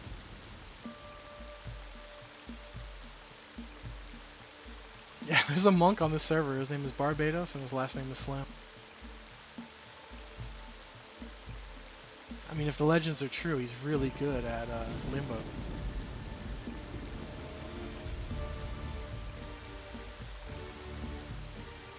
I got a guildie out there who's streaming. He's been streaming all night. He had the same issue I had, where Discord just started blurping everybody's voices into the stream, which is why I had to take my stream down an hour early, and I had technical difficulties for about an hour. Otherwise, this would have been like a 4.5 hour stream now. But in the middle of raid, I was able to fix it. I was googling a bunch of shit. I don't know if he fixed his stuff, but he's got 2 viewers right now. His name is Quarkentired. Sired? I don't know how to say the X in there. He's a really cool guy. He's a very good enchanter. He's one of the richest people on the server because he's a hustler. And he knows how to make bandit armor, and he goes out and makes all the class armor from Soulsec B or Soulsec A. They added all these classic armor quests for a lot of the classes about the 3-month mark after Classic. So we got those at the same timeline. So like bards and paladins, clerics, they all got quests that they could do to get plate armor. And mages got quests. So pretty much everybody got quests except for rangers, because they already had quests in game. Rangers and shamans, because shamans can get their totemic armor early, very early. And I think Shadow Knights, because they were able to get their... No, that came after the 3-month mark as well. So there's only a few classes that didn't get those quests. And my point is, this fellow of mine, he's been hustling that stuff since day one. They always require you to have like a very specific item that you can only pick up one of. And then he'll go get that one item, and then the various other items to make the item. He makes the item, banks it, does it again, until he's got a full set. Then people who are loaded, they see full set, they will overpay for full set. Because they don't want to do any of the work of completing those quests. It's all tradable. It's what I did with my bard. I have a full set of Lambent armor. I've never once done the quest, and I refuse. The same thing for like Necromancer. They have a quest for a scythe called the Harvester. It's got some int and strength. It's got like 5 strength, 5 int, but it also has Deadeye on it, which gives you infravision always as long as you're wearing it. Unfortunately, that is useless to my Necromancer because she's a Dark Elf and she has infravision, which is the best vision in the game. But it lets you see invis though, so I mean there's a bonus there. Ds can't do that, Dark Elves can't do that off the hop. They actually have to have a spell, but Necromancers get all those spells. This is kind of the point I'm making. But it's a scythe, right? So like, it's definitely got the fucking cool factor. I'm thinking about buying one. They're about 500 plat. I don't want to do the quest, even though my Necromancer probably could solo everything and I got like 1 or 2 items of the quest. I think the last part's a pain in the ass and I don't want to do it. I mean, honestly, 500 plat. That's 30, 45 minutes of good Hail Giants. Or I could spend a couple hours fiddling around with the quest and trying to do it that way. I believe Ixars have a good vision. I don't know if they have ultra vision or infravision, whichever the one that EEs have. I don't know if they have the best ones. But I want to look into it, because maybe I'll sack that Tome of Marogal, which is awesome, but maybe I'll tone that down, take that out of my bag and put the Harvester on, and rock the Harvester with the Stein of Magok. Look at me, gabbing, not killing, full mana. I'm inefficient. But my spawn hasn't respawned yet. Of course it's going to respawn like very fucking soon. This is my goal here, this guy here.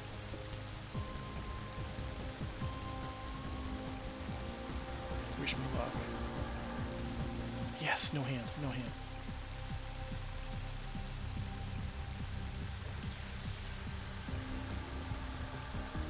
Carry-on is a pure melee. This is nice. Creeping crud, buddy. Sit for a minute while my spells reset. Oh, look at all those fizzles. It can make a man cry. I knew that was going to break him, too. I should probably let him sit with the crud.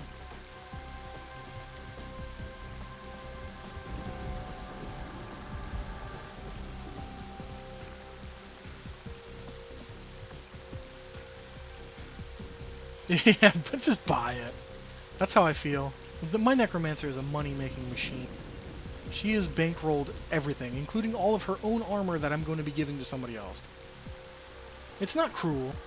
She knows it's coming.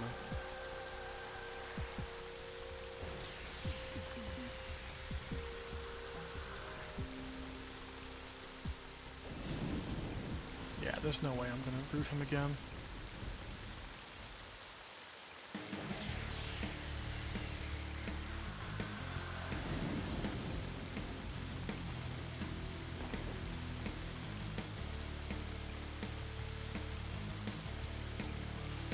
Now that was a very inefficient. There was too many fizzles. This is what I'm talking about. At least I had enough mana to kill him.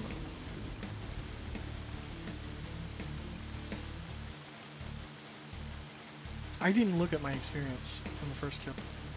83 nat. I think I was 70 something, 79. Made 4%, so 2% per kill.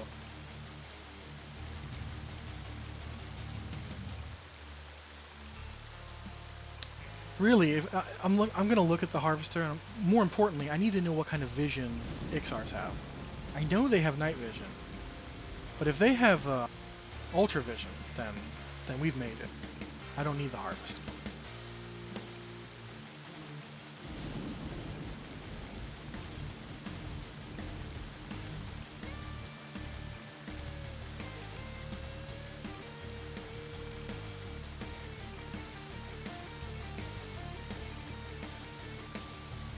Is my stream lagging real bad? I feel like it is.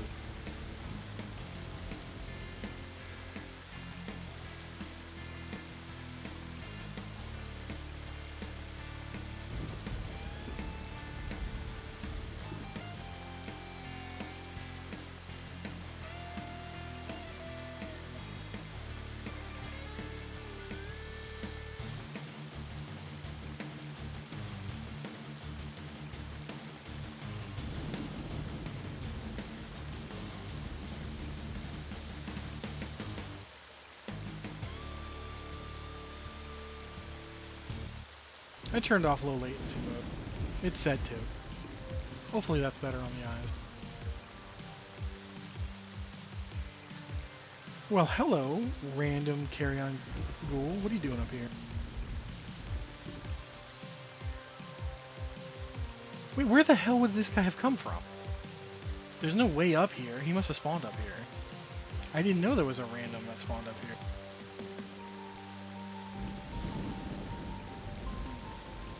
That would certainly be bad for a kite.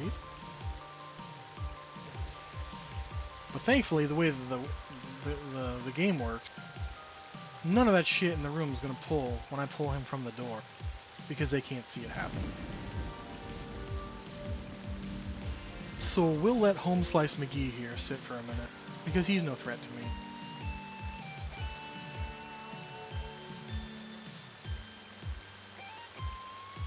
The Derp Wolf will watch on.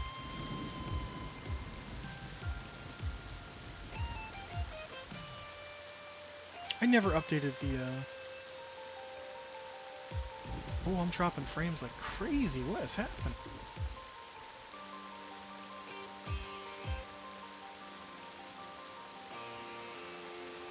I think my internet is having a bit of issue.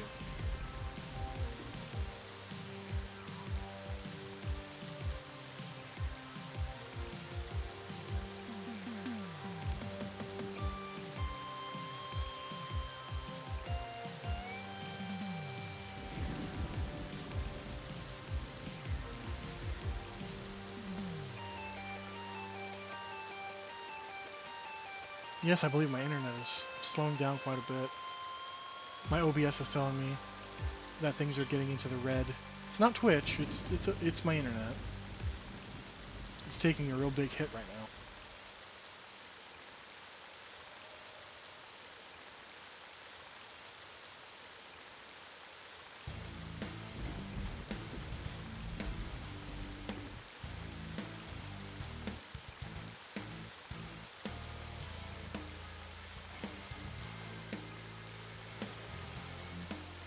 Yeah, I definitely lost all the viewers because it's just a lag fest. Yeah, I see it on screen. It's way behind.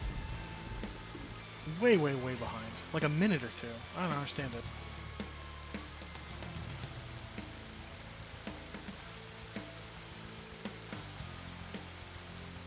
Man, with it being 2 a.m., I may just have to call it because I don't know how to fix this. I don't want to go restart my modem and then start up another stream. It's too far gone.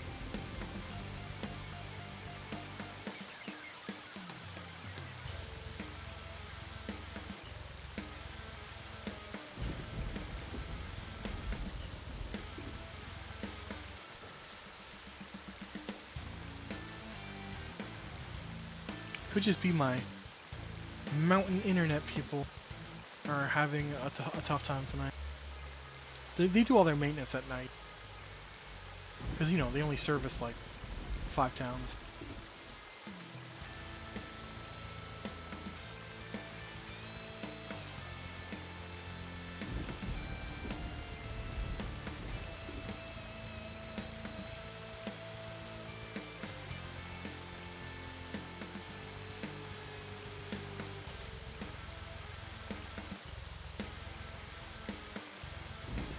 Yeah, it's still pretty far behind.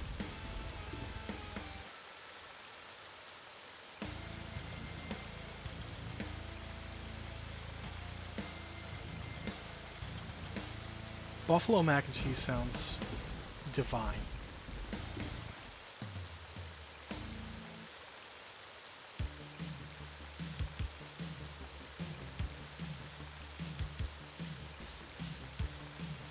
Yeah, I'll have to go to bed soon because, oof, kiddo's last day at school tomorrow.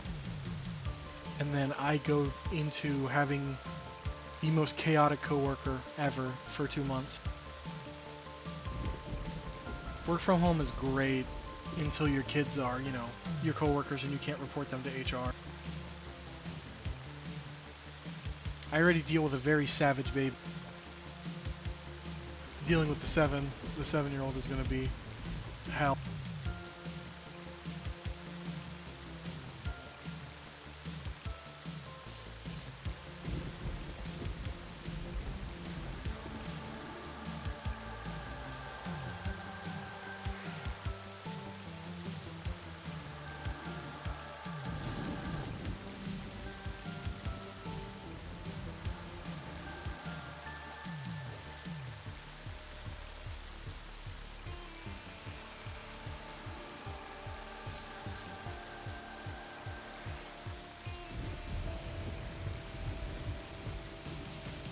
I'm getting this carry-on ghoul started here. I don't know, stream's probably not going to catch up to it for a while, which sucks.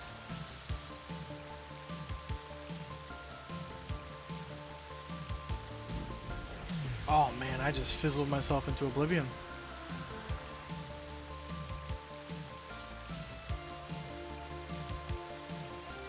I got this guy walking on me.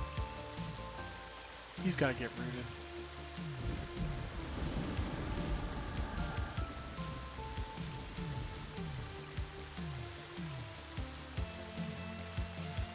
This is terrible. That was so many.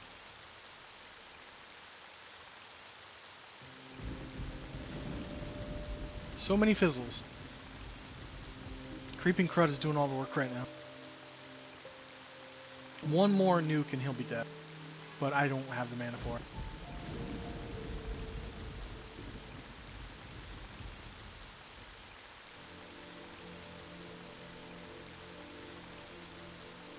Yeah, my Creeping Crud just wore off.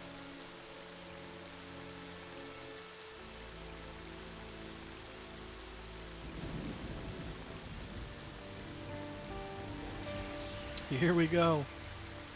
Oh, hit him, hit! Oh no! That was awful, man. He hit me. Oh no, the whole room pulled.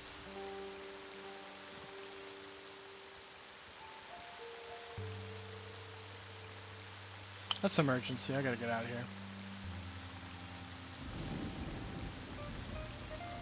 Big dumb emergency.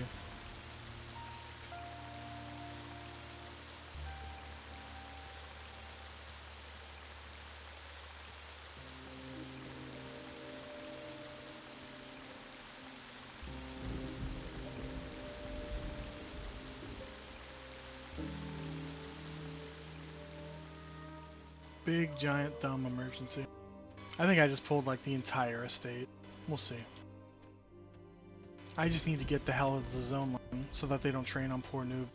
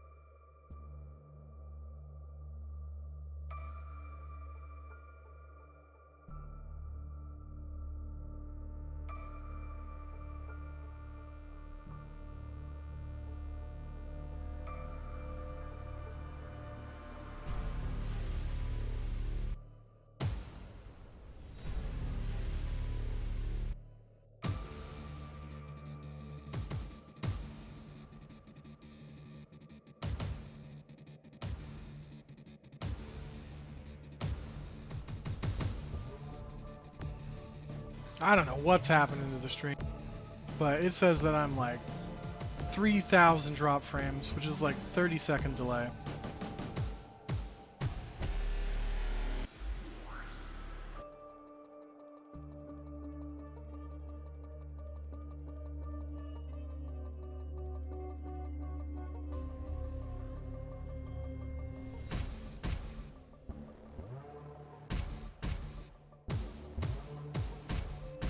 Do a speed test real quick, see what the hell's going on.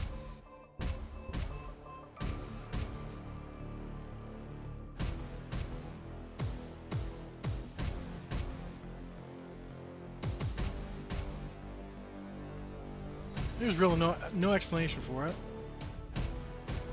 I think it's OBS. I'm still rocking like 700 MBS. My speed is fine. But the speed in OBS seems to say otherwise. Like 32-second delay. So you guys are probably going to hear this in a little while. I think the best thing I could do at this point